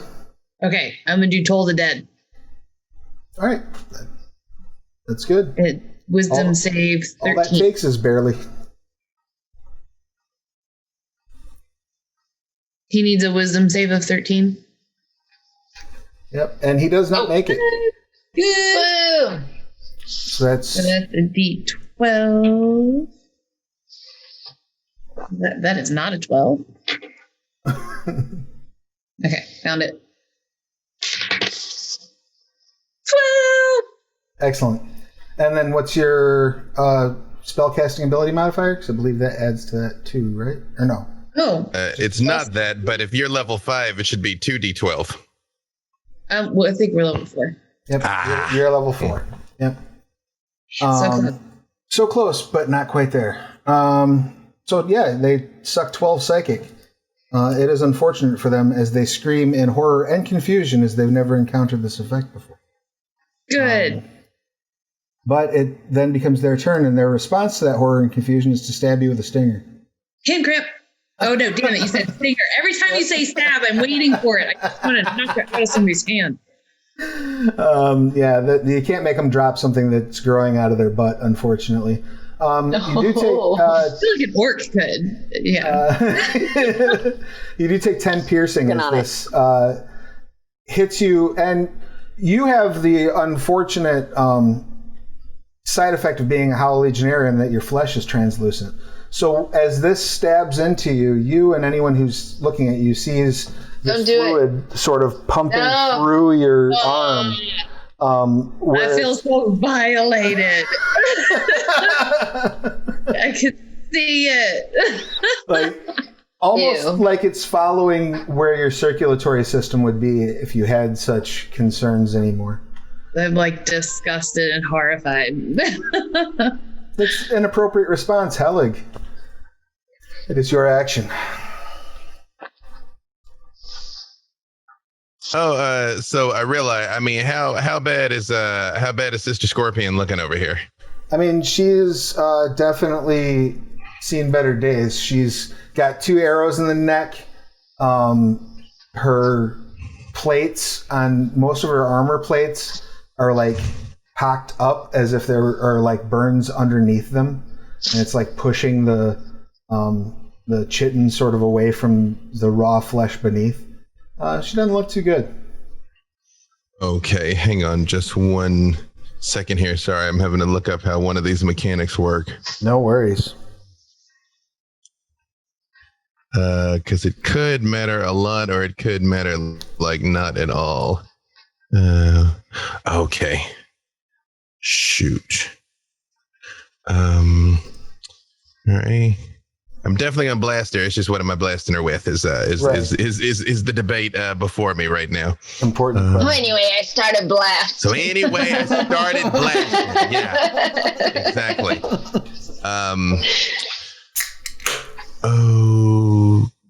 Okay. All right. Well, we're gonna do this the low tech way. I realize that she is not ultra vulnerable to frost, but no, I'm a specialist. She seems to be more so than the Scarai are. Oh, she's one of the sandy ones? Yes. Oh yeah, then no, I'm just gonna blast her then with Ray of Frost. I'm gonna cash in my inspiration. Does a 23 hit her? I believe that will be sufficient, yes. Hey, how's that feel? Yeah, not good, huh? Yeah. What sort of monster would do such a thing? I know, right? Yeah. How cruel to rub it in. For 12 cold damage, and her movement is reduced by 10. Actually, let me make sure she doesn't get a save against that part. No, it's just. Yeah. Oh yeah, no. Straight. 12 points of damage, and her movement is reduced by 10 feet. Excellent. Because it's chilly in here. And I promised myself I wouldn't do this, but you know what? When I do it, I just look at her and say, chill. And as you do, it hits her, and you see like ice shards form where each of her open wounds are weeping at the moment. And her eyes sort of glass over, and a icicle drop down as bloody drool escapes her lips, and she falls to the side, dead. Then I run up and kick her.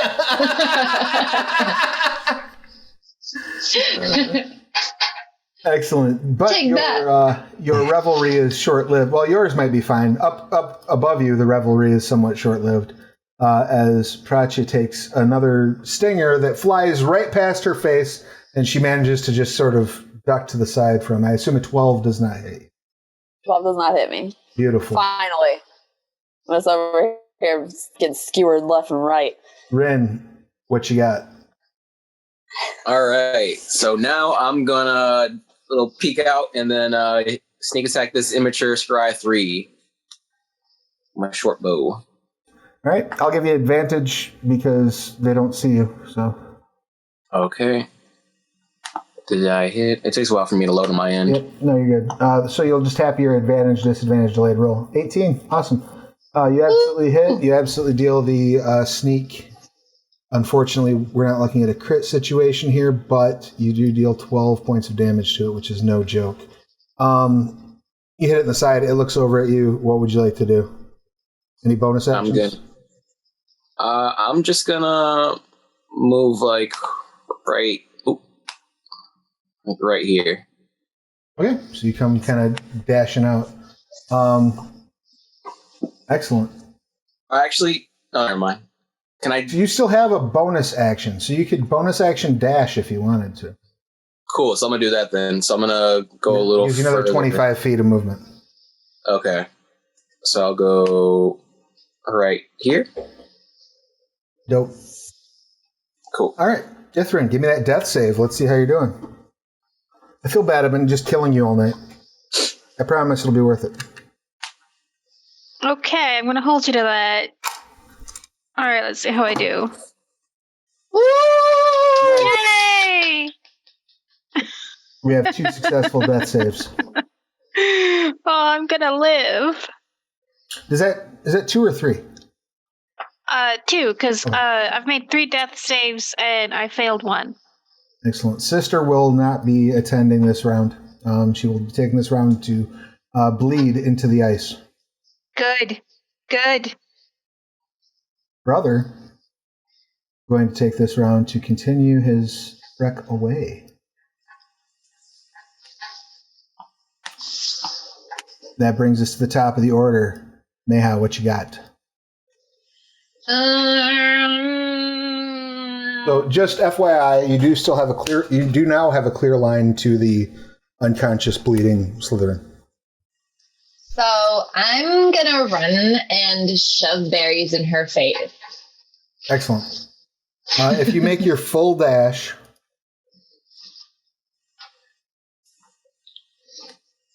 you can get to her and use an object to feed her a good berry. Awesome. Ithrin, you stabilize at 1 hit point. Woo! Welcome back. Thank you. I'm gonna live, hopefully. Gudrun, what you got? That's you, Tori. That's my name. Don't wear it out. Obviously, I'm going to fuck up this guy right in front of me. The same way I obviously did it so successfully last time. Are you using that Warhammer two-handed now that you've got it out, or are you going to stay one-handed? I guess I'm gonna bring it. Bless you. Hammer down. I'm gonna bring the hammer down. Let's see. Bring the hammer down. Go for it. Bring it down. I want you to. You want me to put the hammer down? So you want the hammer? All right. You got any inspiration hiding around? I think I already did it. Yep. All right. A swing and a miss. You bring the hammer down, and it moves its head out of the way, and sort of chuckles at you. Do I get to do anything else? If you have a bonus action, you're still concentrating, so you can try to hit it with the gust of wind again to push it back if you want. Oh, sure. Why not?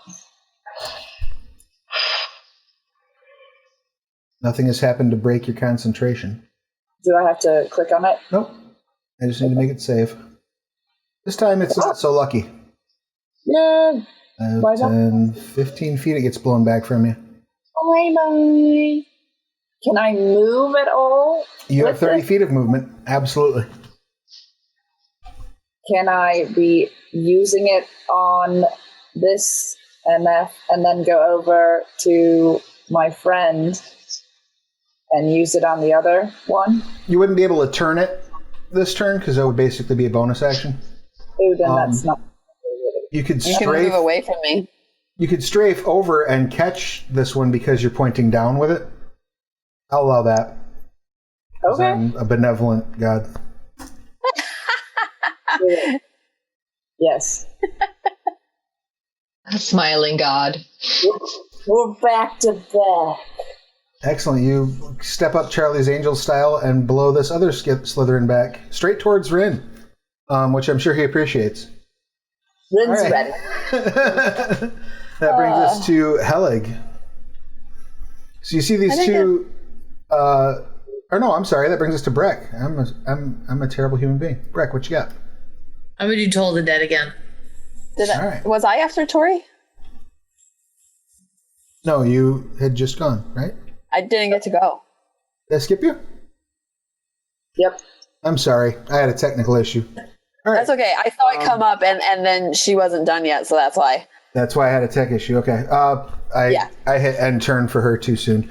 My bad. Praccio, what do you got? Well, I would. Is the one in front of me the one with 3/4 of a tail, or is it still got its tail in my shoulder? The one that's next to you right now is the one that's the least wounded. Oh, good. Kill it. It's the least wounded. What do you want me to do here? I want you to kill it. I want you to crit. I want you to crit so bad that I can taste it. Let me. Is there a way that I can somehow like grapple it to not be able to stab people, or is that not within my? You can grab it if you want to. If you want to grab a hold of this sucker, you absolutely can. Go ahead and make an athletics check. Wait, is it really big or something? You're laughing like that. No, was a it's bad just choice. it's funny that that's what you want to like. Forget this sword shit. I'm just gonna wrestle. Yeah. Go ahead and give me an athletics. Give me an athletics check if you don't mind. But like I can like essentially like hold it back not to be able to attack. That's the goal, right? Basically, yeah. Okay, so click So the. let's see who's stronger, you or the Scarai. Or, as Travis has been saying, the 12-year-olds. Yep. You can use your inspiration if you want to. Yes. No, wait. You're raging. You have advantage on all your strength checks. So click. So click the blade roll. Advantage. Oh, that didn't help Up. in the slightest. Shut up. You did your best. You reach for it, and it like bats away your hand with like one of its, because it's got like the upper body and then the claws that sort of come off the side. Its claws aren't quite mature enough to like grab and pinch you, but they are mature enough to bat away your feeble attempt at holding it. The baby hands, the T-Rex arms. Here, let me get my strong hand. Yeah. Oh, good. Thanks, Travis. So that brings us to Immature One, who now is going to try to. Oh, they're going to move their full movement they have, so 15 back into Gudrun's face, and roll a d6. Let's see if this works. Their Mind Blast recharged. Gudrun, I need you to make a Wisdom saving throw, please. All right. Find myself. Like myself.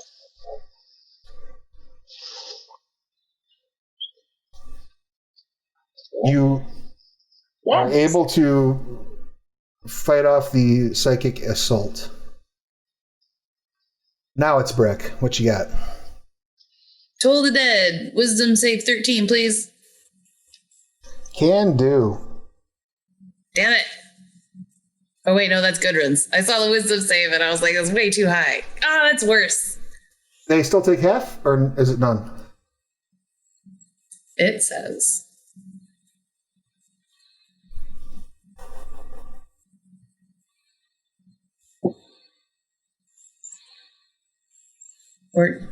Or take, oh, they get 1D. No, I don't think they get anything. All right. Figures it's a cantrip, but I wasn't sure. All right. So yeah, you attempt to toll the dead. No joy, no luck. Nope. Helig.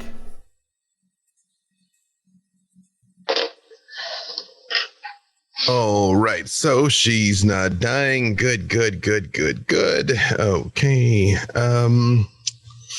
All of those sister duplicates are wiped out. So, it's 3 immature skip. Can I see brother, or has he escaped? Brother seems to have escaped.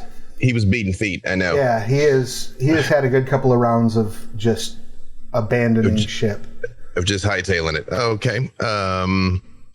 Of those immature ones up at the top, are any of them the immature one is actively engaged, right? Immature 3 isn't right now? Immature 3 is the only one that is not actively engaged. Okay, cool.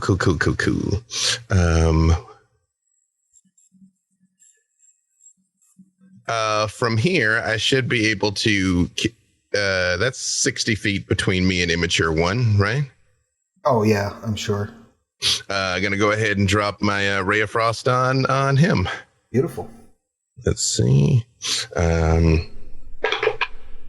That is a 25 to hit. Yeah, absolutely. Okay, and that is going to be.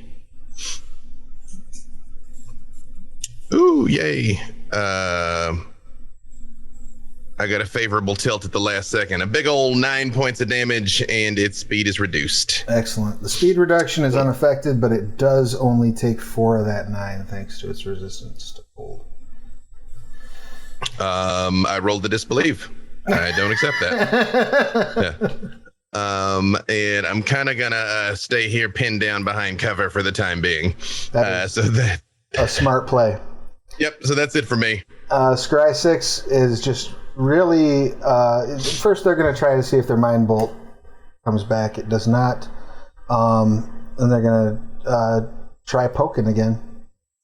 Does a 14 hit Pratya?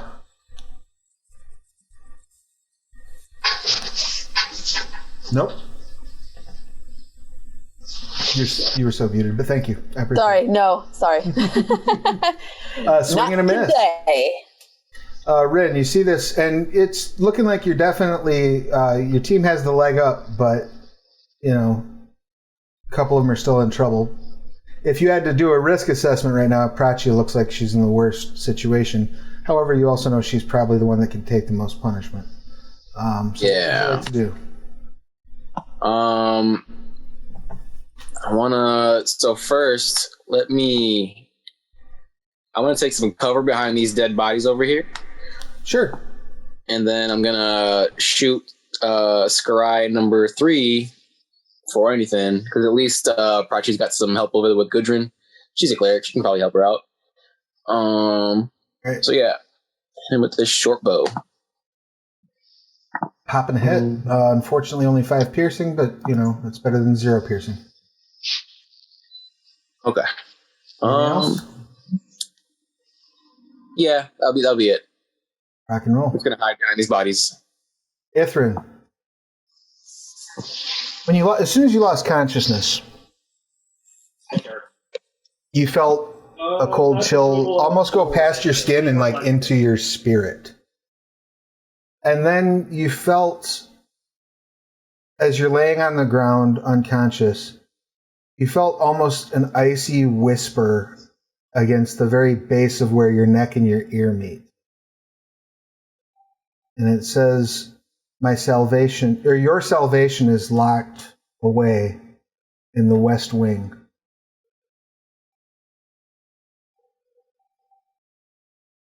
Live and rise.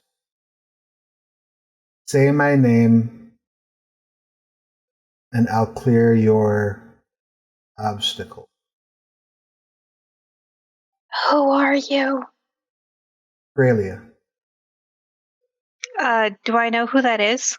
Make a religion check. Okay. How's my religion? It's not great.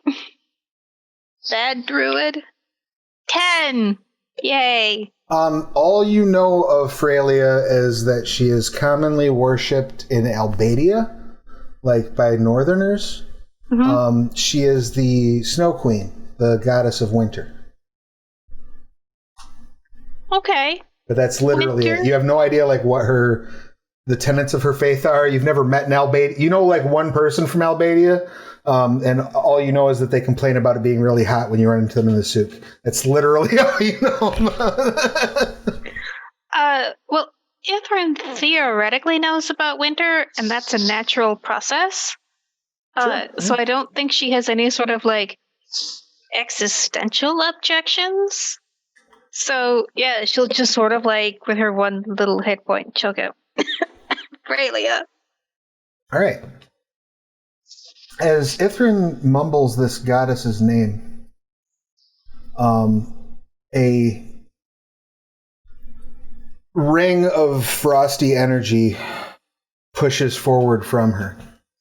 Now, Meha, you're standing right next to her, and you clearly hear her whisper, Freya, which you know is the goddess that was supposedly worshipped here at this temple at one point. Being from Fenrilik, you know, the worship of the gods is super rare, but Freya is probably the most commonly worshipped god on the continent. So you don't have any, probably I would assume don't have a whole lot of like ill impressions of Freya or her clerics. And in fact, actually now that I think about it, your friend, the cleric, Gudrun, is a cleric of Freya as well. But when this stranger whispers Freya's name, this energy goes forth. It passes past you harmlessly, Neha. And as you look at this band that's expanding out, the rest of you can all clearly see this as well. It hits the remaining Scarai and instantly turns their flesh into ice.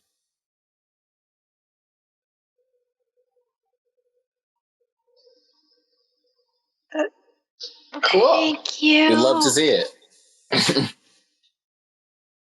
I'm like holding her. Like, oh, that was awesome.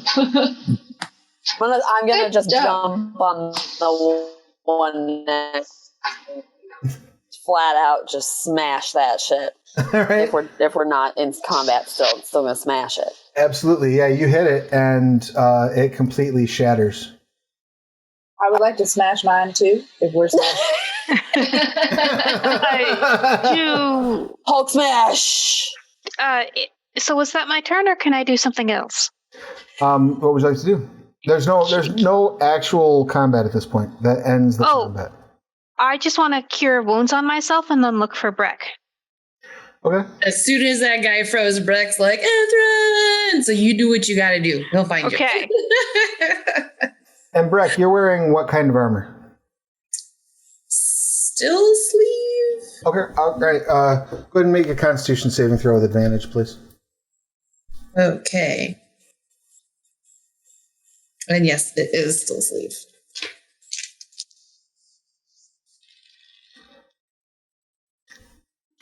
If the combat is over, you see Helig just slowly pops up from behind the wall and kind of like looks around and says, well, then is everyone all right? I'll be fine.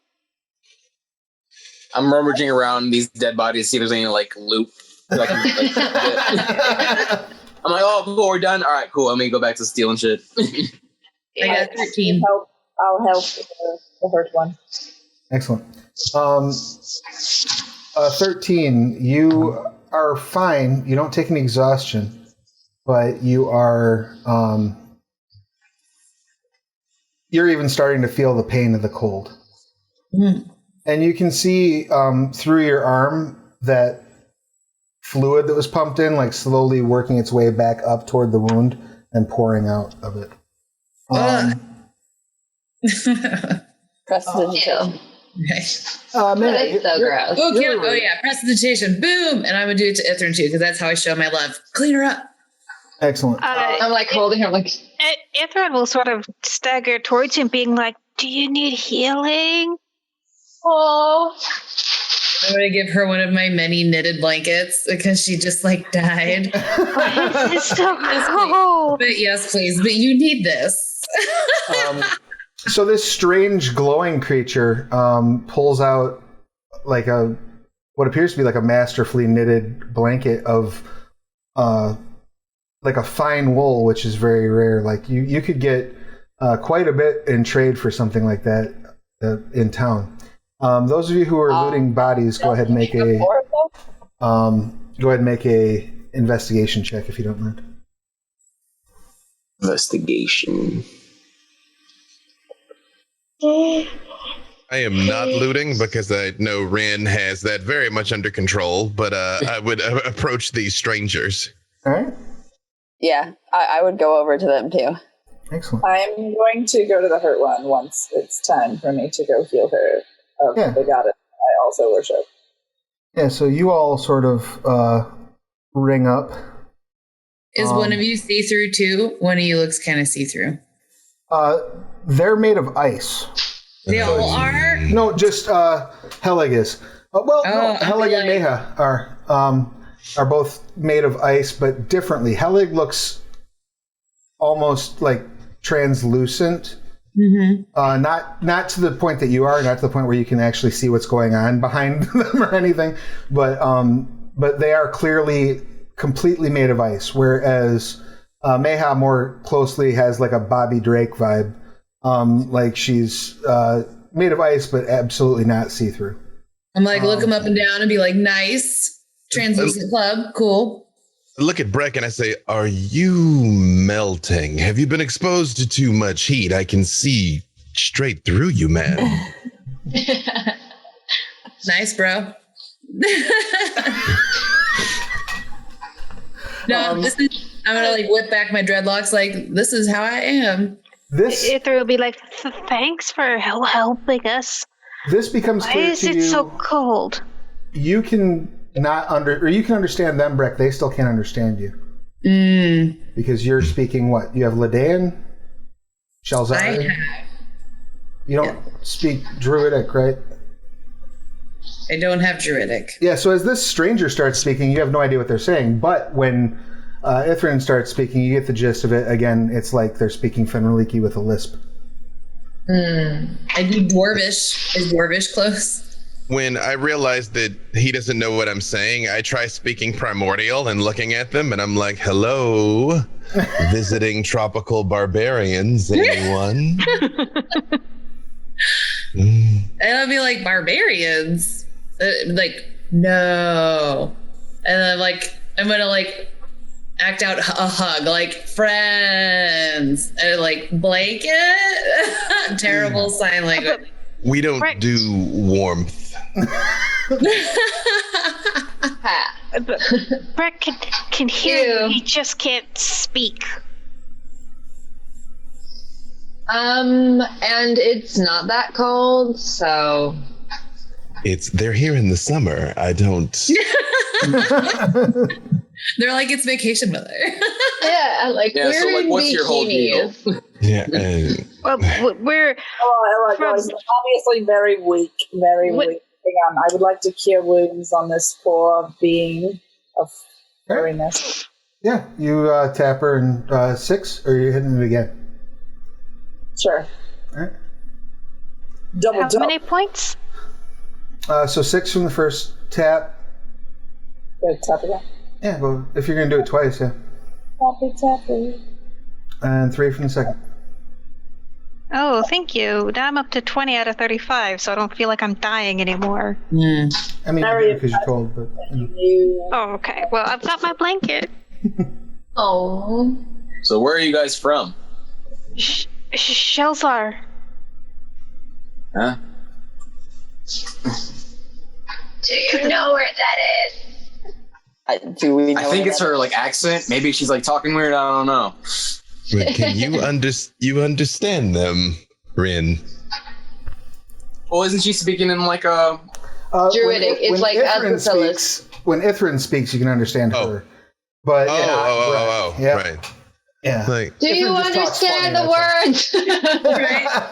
And Brec's gonna be like, big scorpion guy. went that way.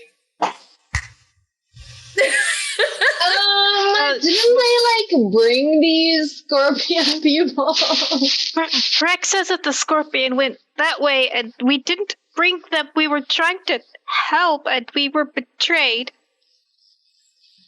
You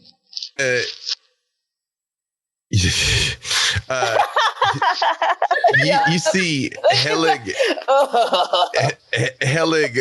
looks at you and just like prestidigitates your blood off of you and like mends the rips in your clothing, but doesn't heal you at all. It's just like little like seams of frost and like come across and like patch up your stuff. It's like, I thank you. Appreciate it. Hold on, I have a question. If you're not from here, how did you know my goddess? She whispered to me.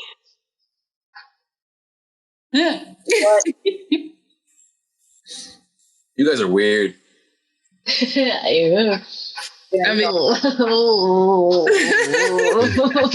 are we sure they're not in cahoots with these things? Like motioning back towards sister. I almost died. I promise I'm not.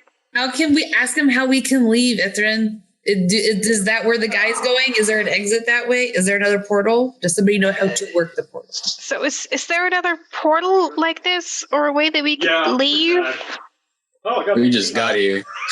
Yeah, as far as we know, the reason we're actually here, does it have anything to do with brother or sister or these scorpions, or did we roll in when we're like, oh, word, monsters, ka-chow, you know?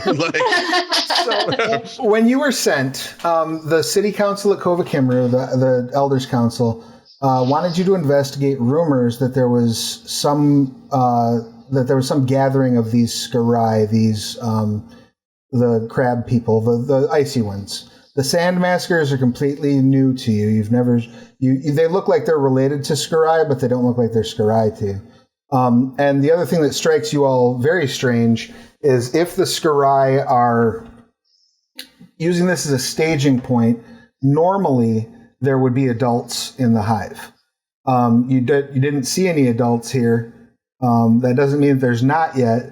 And that also, as you're thinking this over and sort of running through it over in your heads, I would like the ranger to make a nature check for me, please. Do I just roll a d20? You can, yeah, or tap your nature skill if it's on your sheet. Also, if we got any more healing, I can use a little bit of that. Did I what? I don't know if I have any more. I'm 100% in the violence exportation business here. Yeah. Which I appreciate, though. I do appreciate the violence. I just like stabbing things in the back and stealing shit. I have Spare the Dying. Does Spare the Dying do anything? If you would have gotten to Ithrin while she was on the ground, it would have helped, but... Why can't I do this? Just get a straight D20 roll. I'm trying, but like the way that my iPad is like holding it, like the thing is obscuring it. Oh, I'm sorry. Jeez. All right, hang on. I got it. I think I got it. What were you going to say, Dave? While she's sorting that out, I go over to sister and I rip off one of her chitinous plates to take back. I'm like, the elders and their proof. And I also reach down and yank Rin's arrow out of her throat. And I just say, well, shot right between, and just kind of toss the nasty arrow back to him. I try my best. So it cleaning off like a cloth. It occurs to you, Mayha, as you're thinking this over, that you're very fortunate those were immature Skarai, because Skarai reproduce, as far as you know, by injecting their eggs into their victims through their stinger. Are you going to say that out loud? Because then I need a shower. All I'm going to say is like, oh my gosh, you're so lucky. These are just babies. That's all I'm going to say. Because that's semen. On that note, I'm going to give her a hug. Oh, Prestidigitate. Don't touch me. Those of you who can prestidigitate yourselves quite vigorously. Ithrin will expend her last second level spell slot to heal herself more. All right. Get rid of any parasites. Good call. So we don't know a way to how to get her home at all, right? Right. Like when they mention the word portal, that's something that you've heard the town council talking about. There was a bit of excitement in Kovo Kimru a couple of months ago as some visitors from the continent of Gelspad to the south came here on an expedition. And when they did, this expedition, ultimately, they got captured by the Skurai and were taken into the tunnels below Kovo Kimru. Right around the same time, there was a lift being built to begin the first explorations down the Tobor Gorge, this massive canyon that runs next to the city. And during that expedition, they discovered another species living down there, but also discovered these travelers from Gelspad. And when those people were brought back to the city and nursed back to health, one of them taught the mages at the tower this circle spell that allows for teleportation back and forth between their land and the other in the hopes that they can start relations and trade with them. But as far as you know, the only person on the entire continent that knows how to cast that spell is at the Mage Tower in Kovo Kimru. Well, shit. Which isn't far. It's about a day's travel from where you're at. We're on a mission to clear this tunnel or cave or something, though. Yeah, they wanted you to investigate, find out what was going on, if there were Skurai here and if there were, to stop them. So mission accomplished. We killed a bunch of them. There's still a room or so over there. So Yeah, did the goddess tell you anything specifically outside of her name? Your guess is as good as ours. Just that she'd help if I said her name. Oh, does this mean I'm a cleric now? I don't think that's how religion works, but Actually. yes, I'm wondering if my character can do any checks to see why my goddess would help. Are you jealous? He does sort of, Helig just sort of like shoulders up next to you and is like, maybe next time if there's going to be a divine intervention, it could be a little earlier in the encounter. Maybe put in a word with the god. yeah, could you like pass that up along the ladder? For the record, I am a druid and do not command gods. Go ahead and roll. Go ahead and roll religion, if you would, Tori. And you can make an intelligence check, Ithrin. Just unmodified intelligence. Where? What? 12. Unmodified intelligence. Your religion, Which is great because my intelligence bonus is 0. Yeah, I don't know if it would be on this sheet. So if it's on your sheet, you just hit the right click on the skill and it should roll. I thought I saw it. Oh no, it's my intelligence. No. It's not great. Not a bad roll though. Hey. Oh. So Feel bad. Frelia is known to take pity on travelers who find themselves in the winter unexpectedly. Oftentimes, that is done under what is considered in Fenrilik to be just the polite tradition of interacting with the spirits of with the Ushada, which is if I save you from freezing, that means that I now am owed a service. That service can be like law of surprise level type shit. Like I will come and take your kid. That service can be I now have a fetch quest for you. It's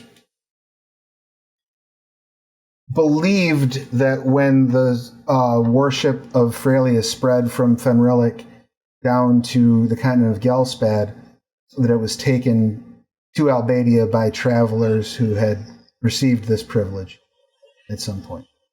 So it may be that she's looking for people to proselytize. So she's like a mob boss. I'm I'll share that with the group.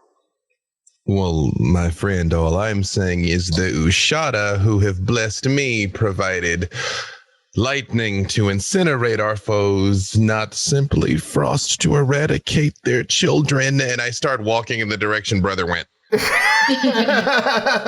I'm going with him. Yeah, I'm like right behind him. Yeah. The mission is important to me, so we're going. Respect on you, respect children. As you all sort of make your way around the corner, those of you who are going, Goodrunner, you're staying behind talking, right? So, Obviously, I'm really happy. Ithrin, what do you want to do? so as the two of you round this corner, one second. Oh, yeah. So if Brec wants to go, Ithrin will follow, but otherwise she's happy to stay here and talk to her new friends. Right. As those of you who do go around the corner, you do see Brother here, and he is now completely encased in ice, but very weakly, like, it's not like a brick of ice around him, it's like a layer around his skin, and he is very weakly whispering. When I just go,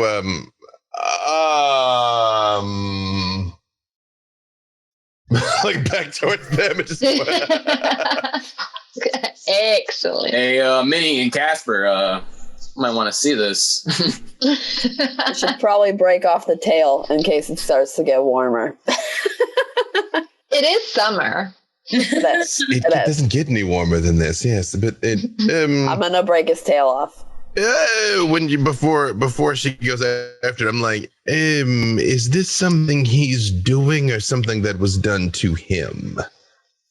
It was probably from like the goddess spell earlier, since it like froze everything and it just kind of like went out from the little rat girl. So Why don't you make a insight check? I'm not much of a thought person. I'm doing what? Heller, make an insight check as you're stepping up. That is. I'm pretty sure. I feel like that's not terrible for me. That's dirty 20. Oh, beautiful. No, it definitely does not look like something that he is in control of or not profoundly disturbed by. In fact, your guess is, by the way his eyes are moving and his lips are moving, that he's dead already and just doesn't know it yet. Like, short of magical intervention, he is dead. As I start to approach him, I just say, Rin, if he starts to move, kill him. Oh, yeah, I'm right behind you. I'm right behind him. I mean, as an orc, I'm already got my hammer and I'm just like at the tail. I didn't hear what they were doing or saying. I'm just like, what? Oh, you guys talking? I'm just smashing. You knock his tail off for sure. And you hear... Shouldn't we, like, I don't know. Didn't he bring the portal here or something? Yes, we have an opportunity here, my friend. Because I very much like try and cover my face where his eyes can't see. I'm like, he's already dead. And I'm like, but perhaps we might find something out before he is fully recovered and we heal him to his former power. Yes. As he's muttering, it occurs to all of you, none of you speak the language he is speaking. One of us does. That would be Brec. You gonna call for the linguist? Mm-hmm. Let's go, Ithrin. We're going to stick together. I'll go with them because that's who my... Absolutely. Although maybe I should be afraid. Yeah, Ithrin will follow Brec. He seems to be saying something. Do you understand me? Hello. Right. No, this is the brother. I know you do. I have no idea what this is like talking to the dog. I'm like, come here, buddy. What's on your mind? Are you happy? Are you sad? Are you hungry? I don't. Yeah.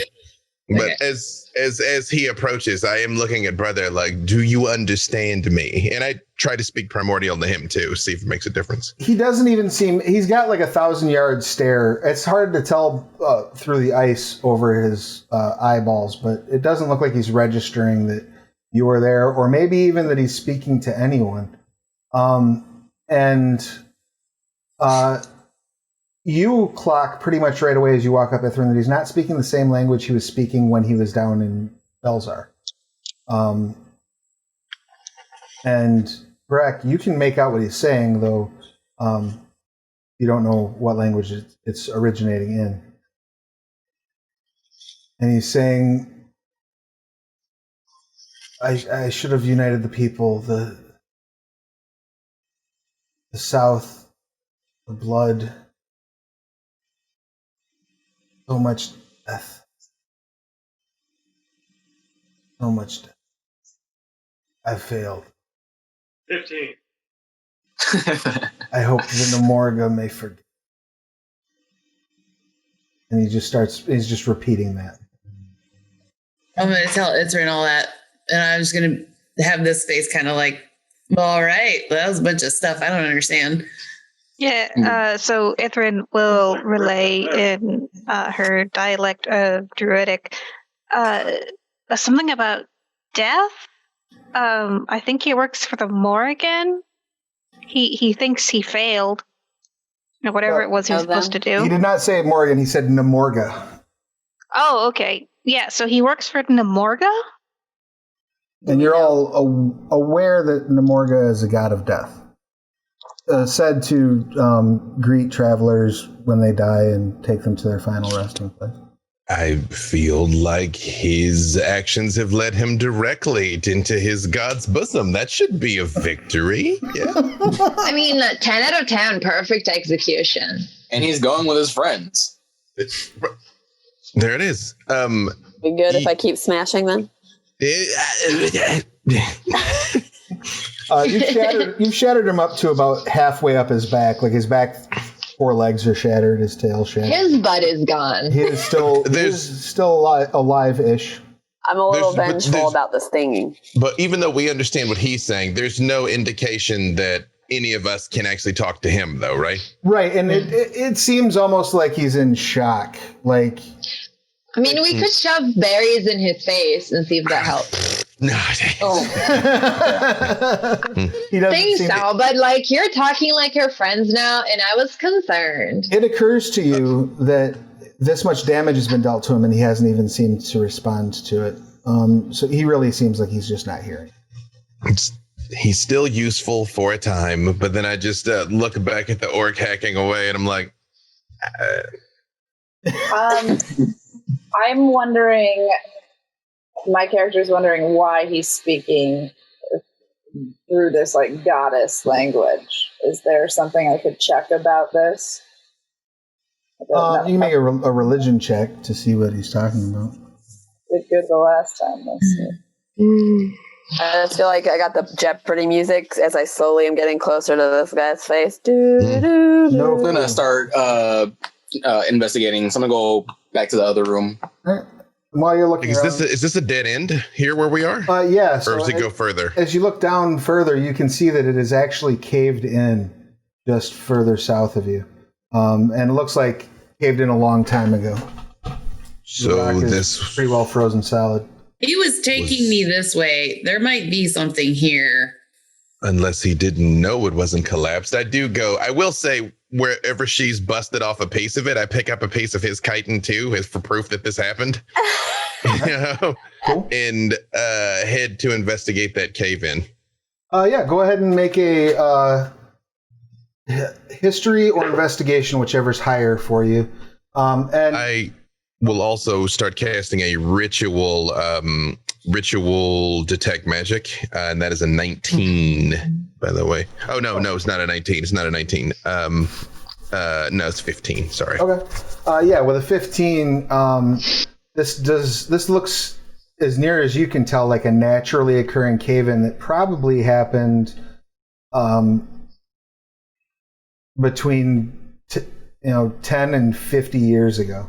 This is a long term, not so long term that it is like smoothed from the weight of the snow and ice atop of it, but it's been a long time. This was not a recent adjustment to the place by any stretch of the imagination. And also, Ithrin, with your 12 that you got on your intelligence check a minute ago, you do recall that she said your salvation would be found to your west. Okay. So Ithrin will bring Sorry, go that up like, oh, yeah, when she was saving me, she said something about salvation is in the West. I'm sorry, I didn't remember until just now. I was dying at the time. I like pat her on the head. That sentence. Have come back and I'm like, guys, you're gonna want to see this. And I go back towards the area.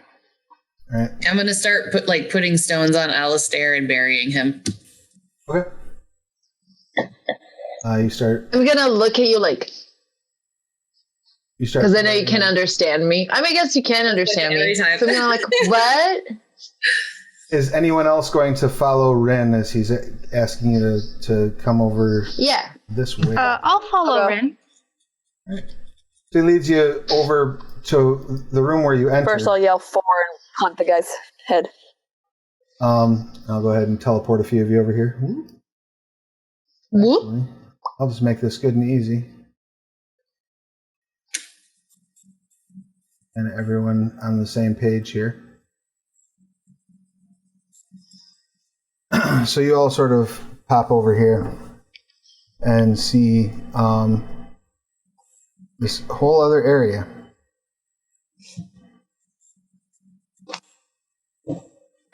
And as you approach it, you can see there's an altar. There are 4 ice ghouls, much like the ones you dispatched very easily on your way in, surrounding the altar, praying to it. And there's an Ashik man sort of pacing behind the altar. And he sort of walks up to you and says, speaking in Fenrilik common, you all killed my associates. Oh, I got a bad feeling about this. You sure?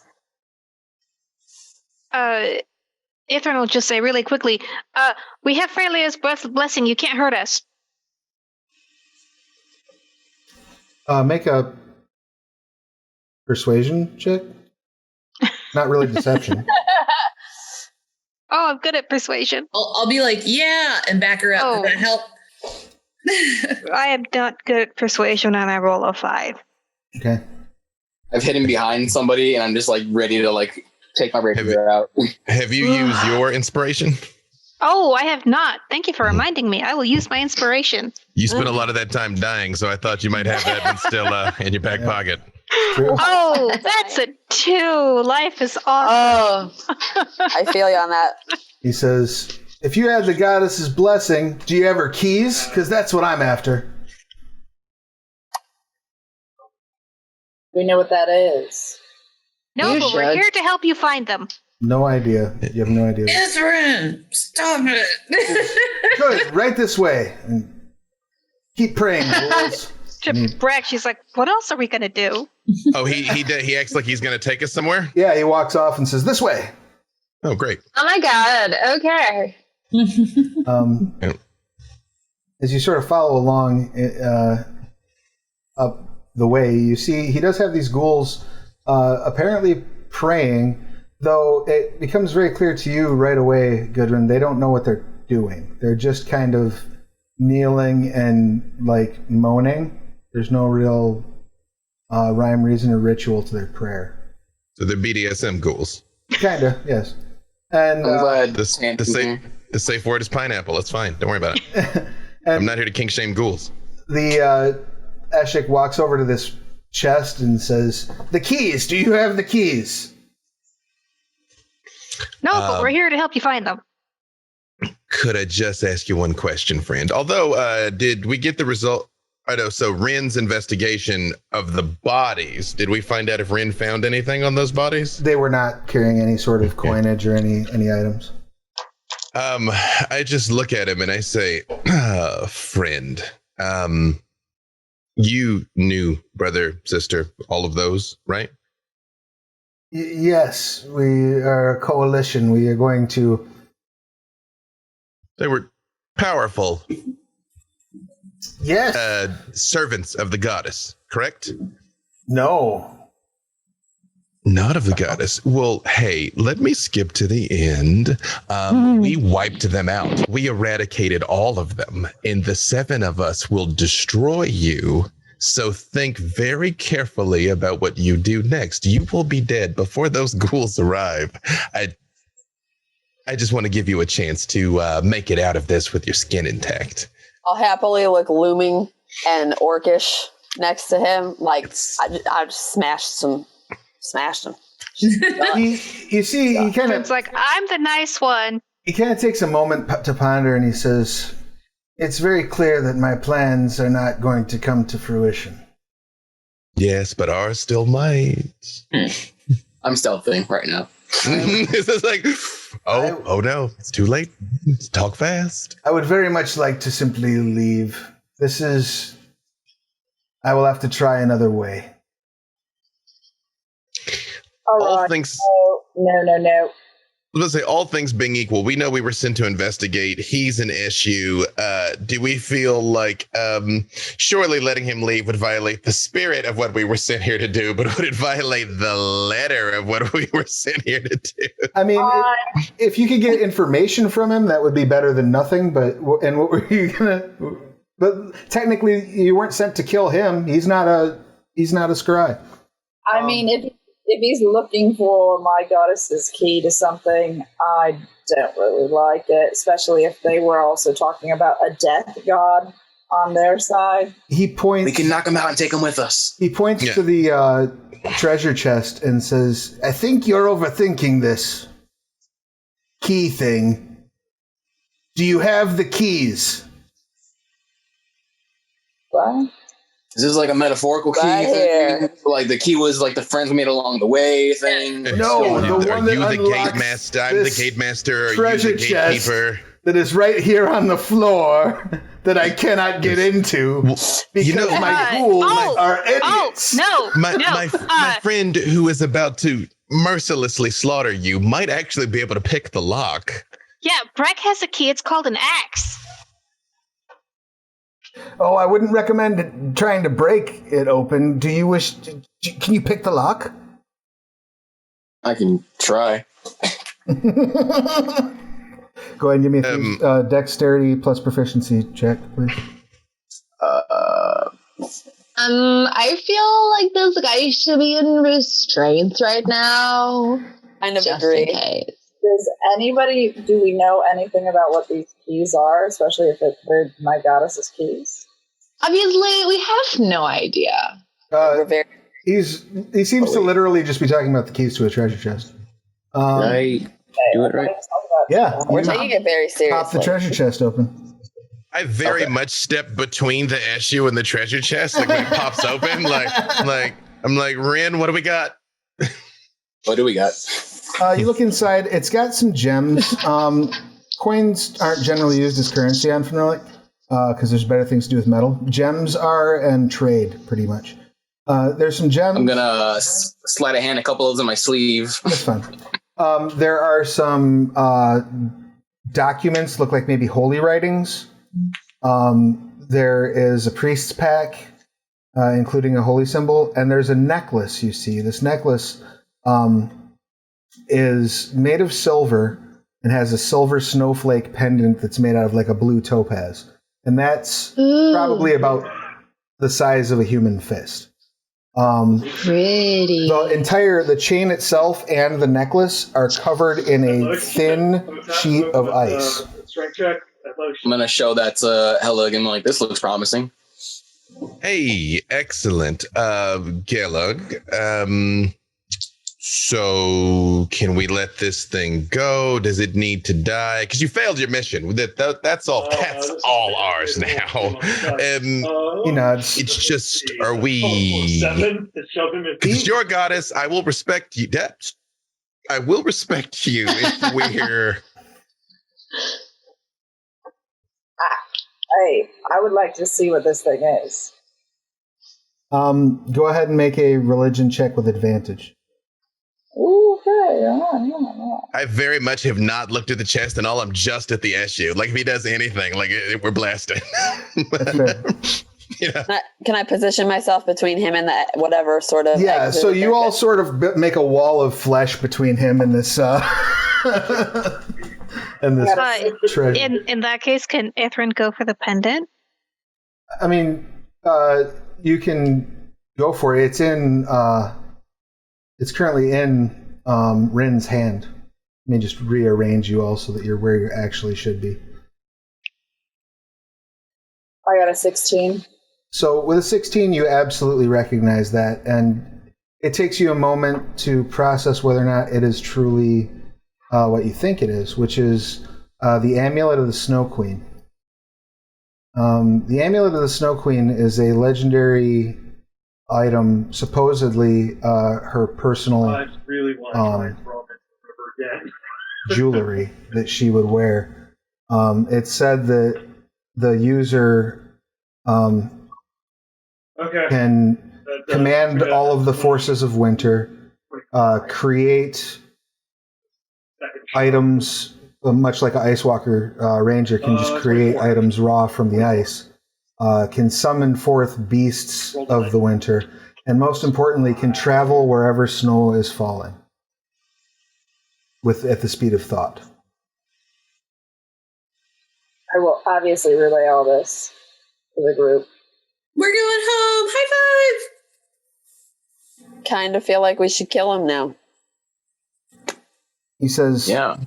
Well, I mean, I had plans for that, but clearly finders keepers are the rules here, so if you let me live, I will leave and never darken your door again. If you do me just one favor, Sure. tell whoever sent you, if they try this again, we will destroy them, then go to where they came from and destroy everyone they also know. Are you sure you want me to tell them that? You could just die right here, man. There's still like frost starts forming in my hand. Like there's still time for you. As a side comment, I don't think we should let them know that we have the necklace, and I think he should die and not be able to tell anyone that we have this necklace. I'm gonna Seconded. that Seconded. I have lots of friends here. You can't know Can we that this. not kill innocent people? Or Yeah. I saw him in the neck as she's saying that. The moment I see an arrow go off, same thing, light him up. I'm like, no, it's right. So I'm like mid, like rapier, like sword, and I'm like his associates almost killed you. So there's just a bloody smear where this. It looks like if you imagine you had like a cherry slushy from a 7-Eleven and you just dropped it on the ground. That's basically what it looks like. Just everyone. Just, Yep. As soon as Milena fired, I would have been hammering it right back in. Yeah. just So, Ithrin is going to move behind Brec Okay. and Or just how sort about- of like hide behind him. I got you. Because apparently she's in a room with a whole bunch of psychopaths. Yep. That should not That feel is new. relative. this tracks, yeah. All right. I have a good question of why do we have this amulet that is so precious and they seem to need something like this? They're to me. With the way your religion checks have come together and what you've been thinking about, it occurs to you that if your goddess intervened directly with this person, said her salvation was to be found to the west, and it led you to this amulet, for some reason Freya wants her to have it. Yeah. I'm going to literally reiterate everything verbatim. I didn't like it necessarily, but it's intriguing to me, and they would actually possibly need it more than we do. But I'm from the desert. Yeah, exactly. I'm looking at the pen and like definitely no snow over there. There's been snow in our land. We could navigate back to the desert. You're off the top of your head. This time of year, you would probably wind up in Albadia. Would be the closest you could get. Now, that puts you a hell of a lot closer to Leonie, where you know everybody else is going. So just to test something, Ithrin will just like paw at the amulet a little bit. Like see if anything happens when she touches it. Nothing. And you have detect magic up, because you ritual cast it, right? I do. Yeah, this thing is like almost blindingly powerful with magic. That seems to be of multiple schools. Like this thing is, as near as you can tell from its from the amount of magic and the variety of magic that it's emanating, this has got to be like a artifact level item. I myself am no cleric, but it seems the goddess brought you here expressly to acquire this trinket and return with it to your lands, so... Does she want me to put it on? Aims You don't talk to us. to do something so valuable, go to something that seems. You should probably put it on. It occurs to you as you're thinking about the legend, Gudrun, it occurs to you that you remember something specific, and you're compelled to ask what Titan your newly found druid friend reveres. And I'm just gonna like pet Ithrin's face. Shh. This is a good question. Never a good question. Put it on. Let's go. Whether and what Titan do you worship? The answer to that question might change after I put the amulet on, so... Yeah. I would like to know. How does this realm feel about Titan worshippers?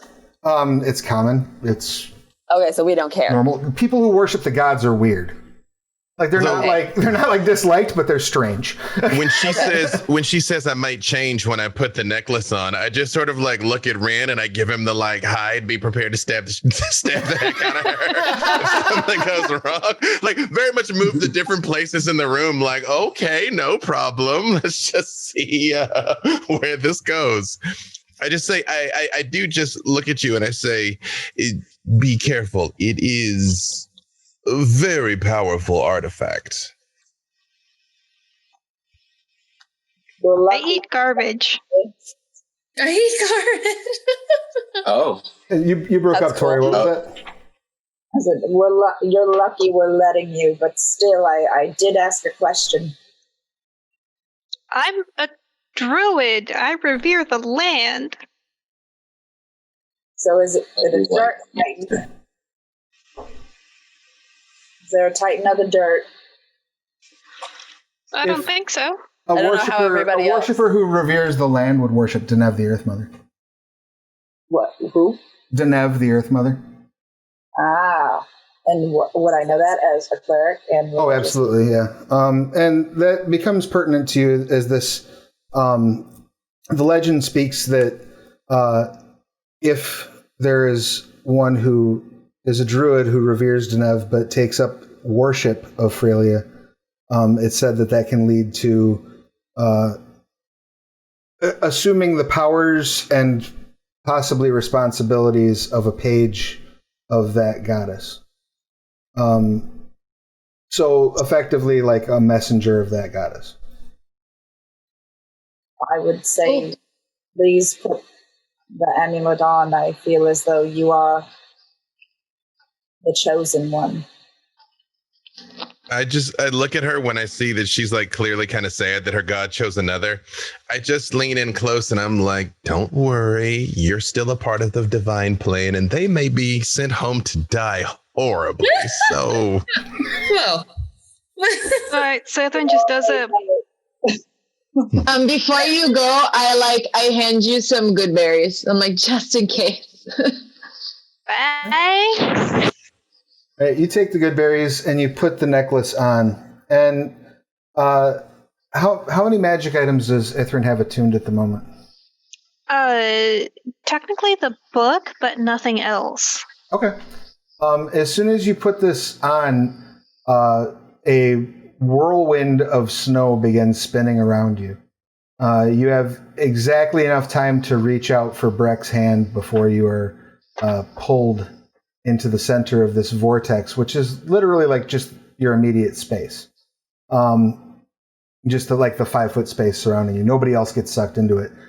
From your perspective, those of you who are here and have been on this adventure so far, it looks like a small tornado of snow kicks up, and when it drops, they're gone. That was probably a mistake. Oh.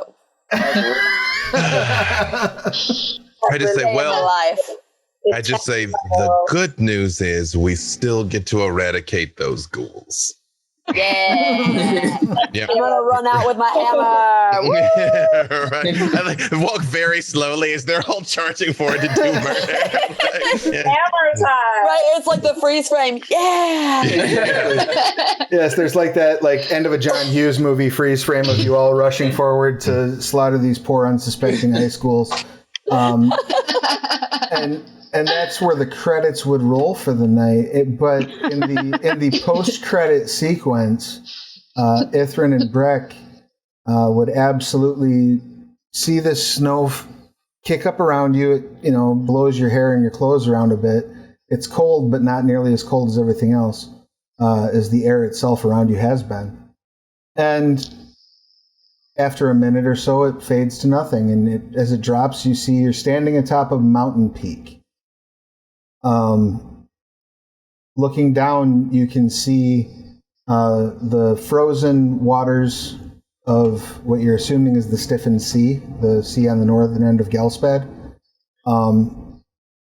And just as far as you can see in any direction is mountain range.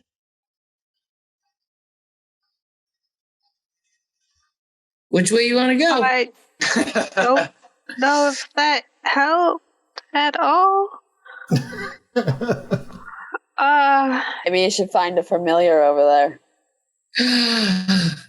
So from my vantage point, can I see any sort of villages or settlements or anything? Yes, you do. You see what appears to be a village that looks like it may have been carved out of the side of the mountain, probably 500, 600 feet below you. And you see a couple of humanoids wandering down there. They strike you as odd, as that they're very tall and have bovine heads. Well, might as well make friends with the cows. I was going to say, I think I'll pick something else now.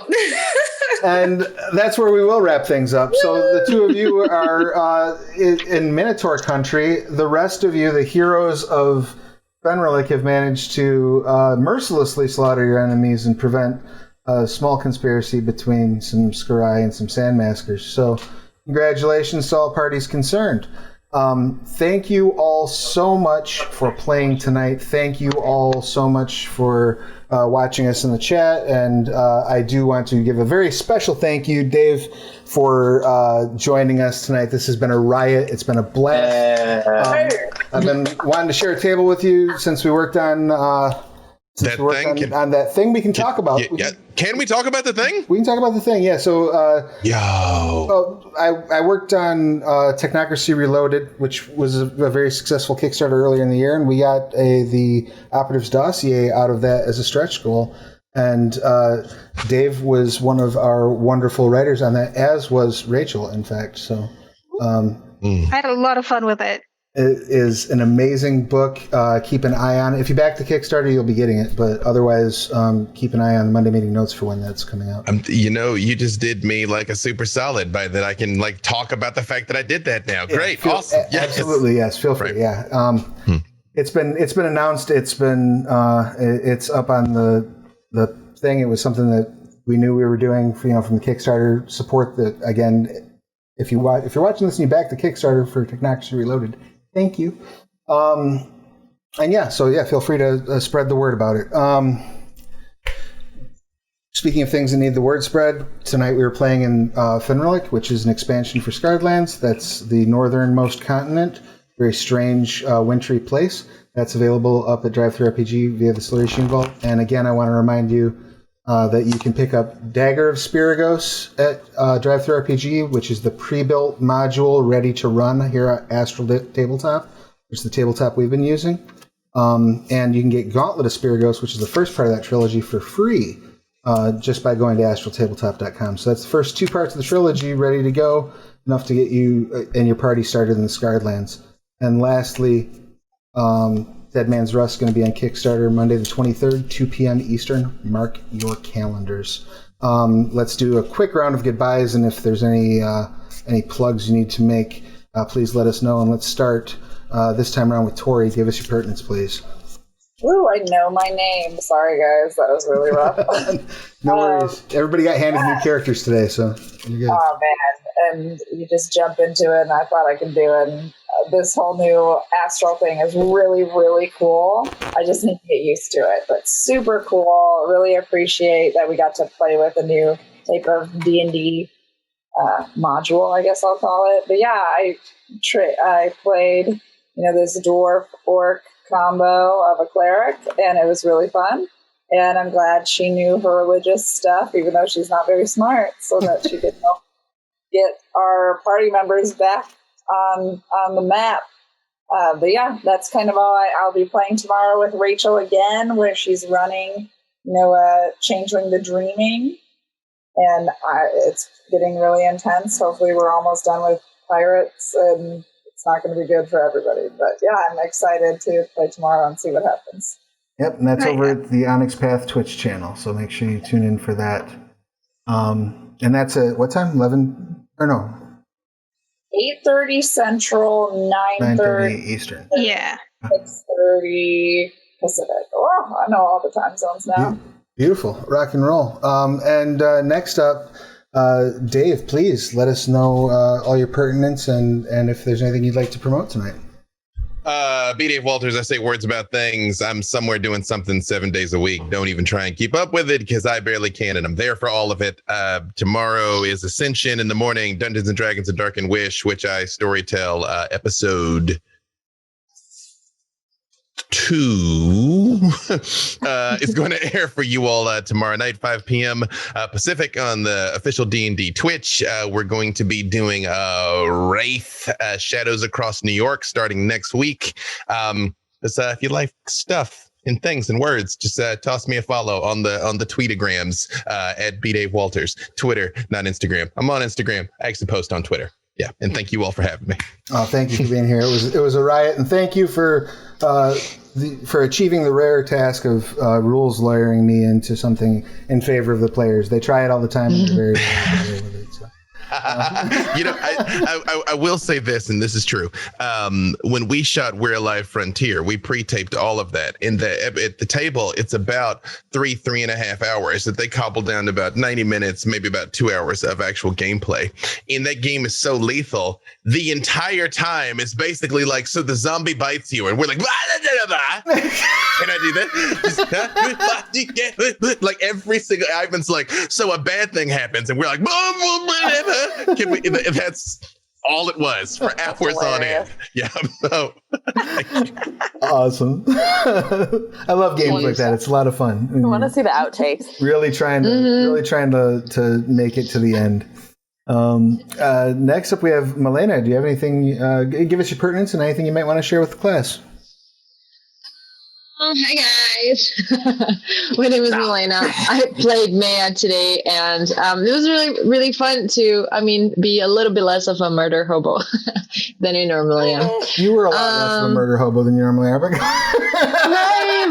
lot less, and I did nice things for people, which is very unusual for me. It's good to see your heart grow 3 sizes. I know. But I don't have anything to promote, but Mike and I worked on Frostlands of Fenrilik, so the art you see on the cover and the art you see inside we did, and it was the most fun I've had all year doing a project. And yeah, I don't have anything else going on right now, so GG everybody. Yeah, it was a good time. Thank you so much. Next Thank up, Allie, what you got? Give us your pertinence. Hi, I'm Allie. She, her. Don't remember my character's name. I just know it started with P and ended with Ra. Pracha. I have to appreciate Travis on that one because she was very much like Lulu. It's a lot easier when you give me the easy ones. that was my plan. I'm going to give you a character that's very similar to what you played. I really appreciated that. I saw you. You're the newest to D&D out of the group, so yes. And having the little baby running around, it's a little. Well, I guess she's not running around, but you know what I mean. A little hard Close to enough. do some research. While you're. Yeah, that's what. Thank you, Travis, very much. Happy to be of service. I enjoyed playing. Always love the murder hobo moments that everybody has on these things. I don't have anything to promote. I'm not as exciting as everybody else on this, so I'll just pass it over. We're busy creating life while we work. There we go. Yeah. Right. And you also do have like the cutest. You should start like a cute baby Instagram. She's the cutest child I've ever seen in my life. And I despise children, so. As the father, gosh. Oh, they're all grown now. They're adults. I get to despise them. But damn, they were ugly babies. Next up, we have Ithrin. Give us you were playing Ithrin, so I can call you Ithrin. Give us your pertinence, please. Yes, hello. My name is Rachel. I'm she, her. I play Ithrin, also she, her. I am stolen fires pretty much everywhere. Let's see. Yeah, I worked on Technocracy Reloaded. I got to do some really cool stuff with the Janissaries and the Black Dagger Brotherhood. Pretty proud of that work. Very cool. I am RPG editor. I've done a little bit of work with By Night Studios and also Mora, which is a cinematic RPG coming to Kickstarter probably in the spring. It was supposed to have already happened, but then COVID and everything happened. That's really cool. I wrote a setting for that also called Punching Nazis. Guess what it's about? And I just recently hung out a shingle at startplaying.games. So if you are in the mood for a game run by a paid GM, check me out over there. Beautiful. This is a lot of fun, Travis. Thanks so much. Oh, yeah, and tomorrow I'm going to be running a Changeling game with Tori. It's going to be, we're playing out the Shattering this season. Tomorrow's going to be the Battle at Silver's Gate for Changeling nerds. It's going to be fun. People are going to die. Sounds. You sound so happy. Sounds epic. Definitely tune into that for sure. Yes, and that'll be at the Onyx Path channel. Absolutely. Yeah, twitch.tv/the Onyx Path for those of you who don't know. Definitely follow them if you haven't been. Next up, we got Mike. Give us your pertinence, please. Hey guys, I'm Mike Mutant. I'm a comic artist from Chicago. Me and Milena worked on the cover and all of the colored art and the process of the Fenrilik source book. I'm really excited about that. And also, you can follow me on Instagram. I just uploaded the cover for issue 2 of my comic, The Freaks. Yeah. I'll be on for that pretty soon.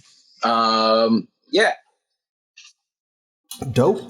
And last but most certainly not least, Brec, give us your pertinence, please. Hi, my name's Roz. I'm a she, her, play Brec, he, him. I'm in the Air Force. I get to play with these guys. I get to play with Mike and Milena an extra time a week. And now I get to be a cat on the off weeks when we're not doing this stream. And life is good. And thank you again for your service. I haven't said that on stream for a while, so thank you. Oh, that's okay. Thank you. That's very kind. And then that leaves me. I'm Travis, he, him. When I'm not running this shit show, I run a shit show on Mondays that's set in the Scarred Lands called The Family Affair. That's Mondays, 3 p.m. Eastern on this channel and at twitch.tv/the Onyx Path. I'm the Scarred Lands line developer. When I'm not working on running games, I'm writing them. So, again, I would just implore you to pretty please with sugar on top. Go check out Dead Man's Rust when it hits Kickstarter. It's a level 1 through 10 campaign. If you back the Kickstarter, I think at $5 or more, you start getting access to the manuscript. The whole thing will be in your hands before the campaign is over. Runnable, ready to bring it to your table. And trust me, there's enough content that if you back the Kickstarter, get the campaign, you'll still be playing it when you get your fancy printed, offset, awesome looking book that will show up for supporting that Kickstarter. It's a huge sandbox taking you through the most deadly and dangerous areas in Galspad, which is saying a lot. Scarred Lands is a pretty brutal environment. So if you haven't checked it out, perfect time to hop on. Just head over to theonyxpath.com and check out the Monday meeting notes, and it'll give you a full detailed breakdown of what to expect in Dead Man's Rust. Use Astral Tabletop to play. Check out the Scarred Lands materials that are up there. There's more in the mail for that too. And once again, audience, thank you for watching. Players, thank you for playing. Dave, thanks for taking time. I know you're a super busy individual, so you being here means a lot. And go buy Frostlands of Fenrilik. Yeah. All the cool kids have it. I'm just saying, all the cool kids. It's true. It's true. And pretty please with sugar on top, wear a mask and wash your hands. Please wear a mask and wash your hands. Yes, you're only cool if you kill the Frostlands. Wearing a mask is an act of compassion. So if you don't, maybe you're just an asshole. Think about it. I said it. Yeah. Also, my DMs are open at me. I will rinse you, but please, yes, wear a mask. Wash your hands. Yeah. Pretty pleased with sugar on top. All right, y'all. Have a good night. Good night.